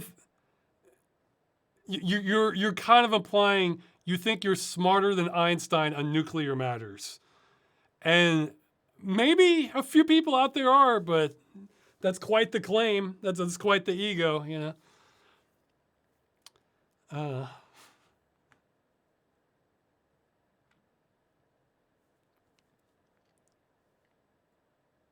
But yeah, and feel free to give me your opinion of like if you know of like the missile situation, how close we are, and if you're in the southern hemisphere and don't mind me crashing in like an emergency situation. I mean, I wouldn't try to stay permanently, but I like the idea of just like being able to flee. I mean, or not being able to. No, I don't like the idea of being. I like the idea of being able to flee if I really have a need to, you know, and having plans in place, you know. So, but I like the idea more of not having to flee. So, all right. I guess anything else now, or I think I should go ahead. Yeah, it's been over 3 hours. I should end this. Yeah, Game Dungeon as soon as possible. The only thing I foresee delaying it is if we have big news on the campaign. So that's kind of an unknown. So I get, yeah, I'm not optimistic on the European Union short of the Citizens Initiative. So that's where I mean, I haven't written it off 100% because maybe I'm going to talk more with that one lawyer. You know, because one said, yeah, he didn't see a point in asking more questions. The other's like, oh no, we should maybe really ask them about this, you know, and like clarify some stuff. Yeah, I mean, I'll do it if there's a small chance it'll help. So, what shower of game is going to be in the upcoming game? I guess they had a Freudian slip there. They need to take a shower. Let's see. I'm wondering if I should tell you, but well, okay, I'll tell you. Adventure. It's another adventure game. But so no more details beyond that. All right, that's a good place to end it. Thanks for watching this and helping with the campaign. Everybody who has. See ya.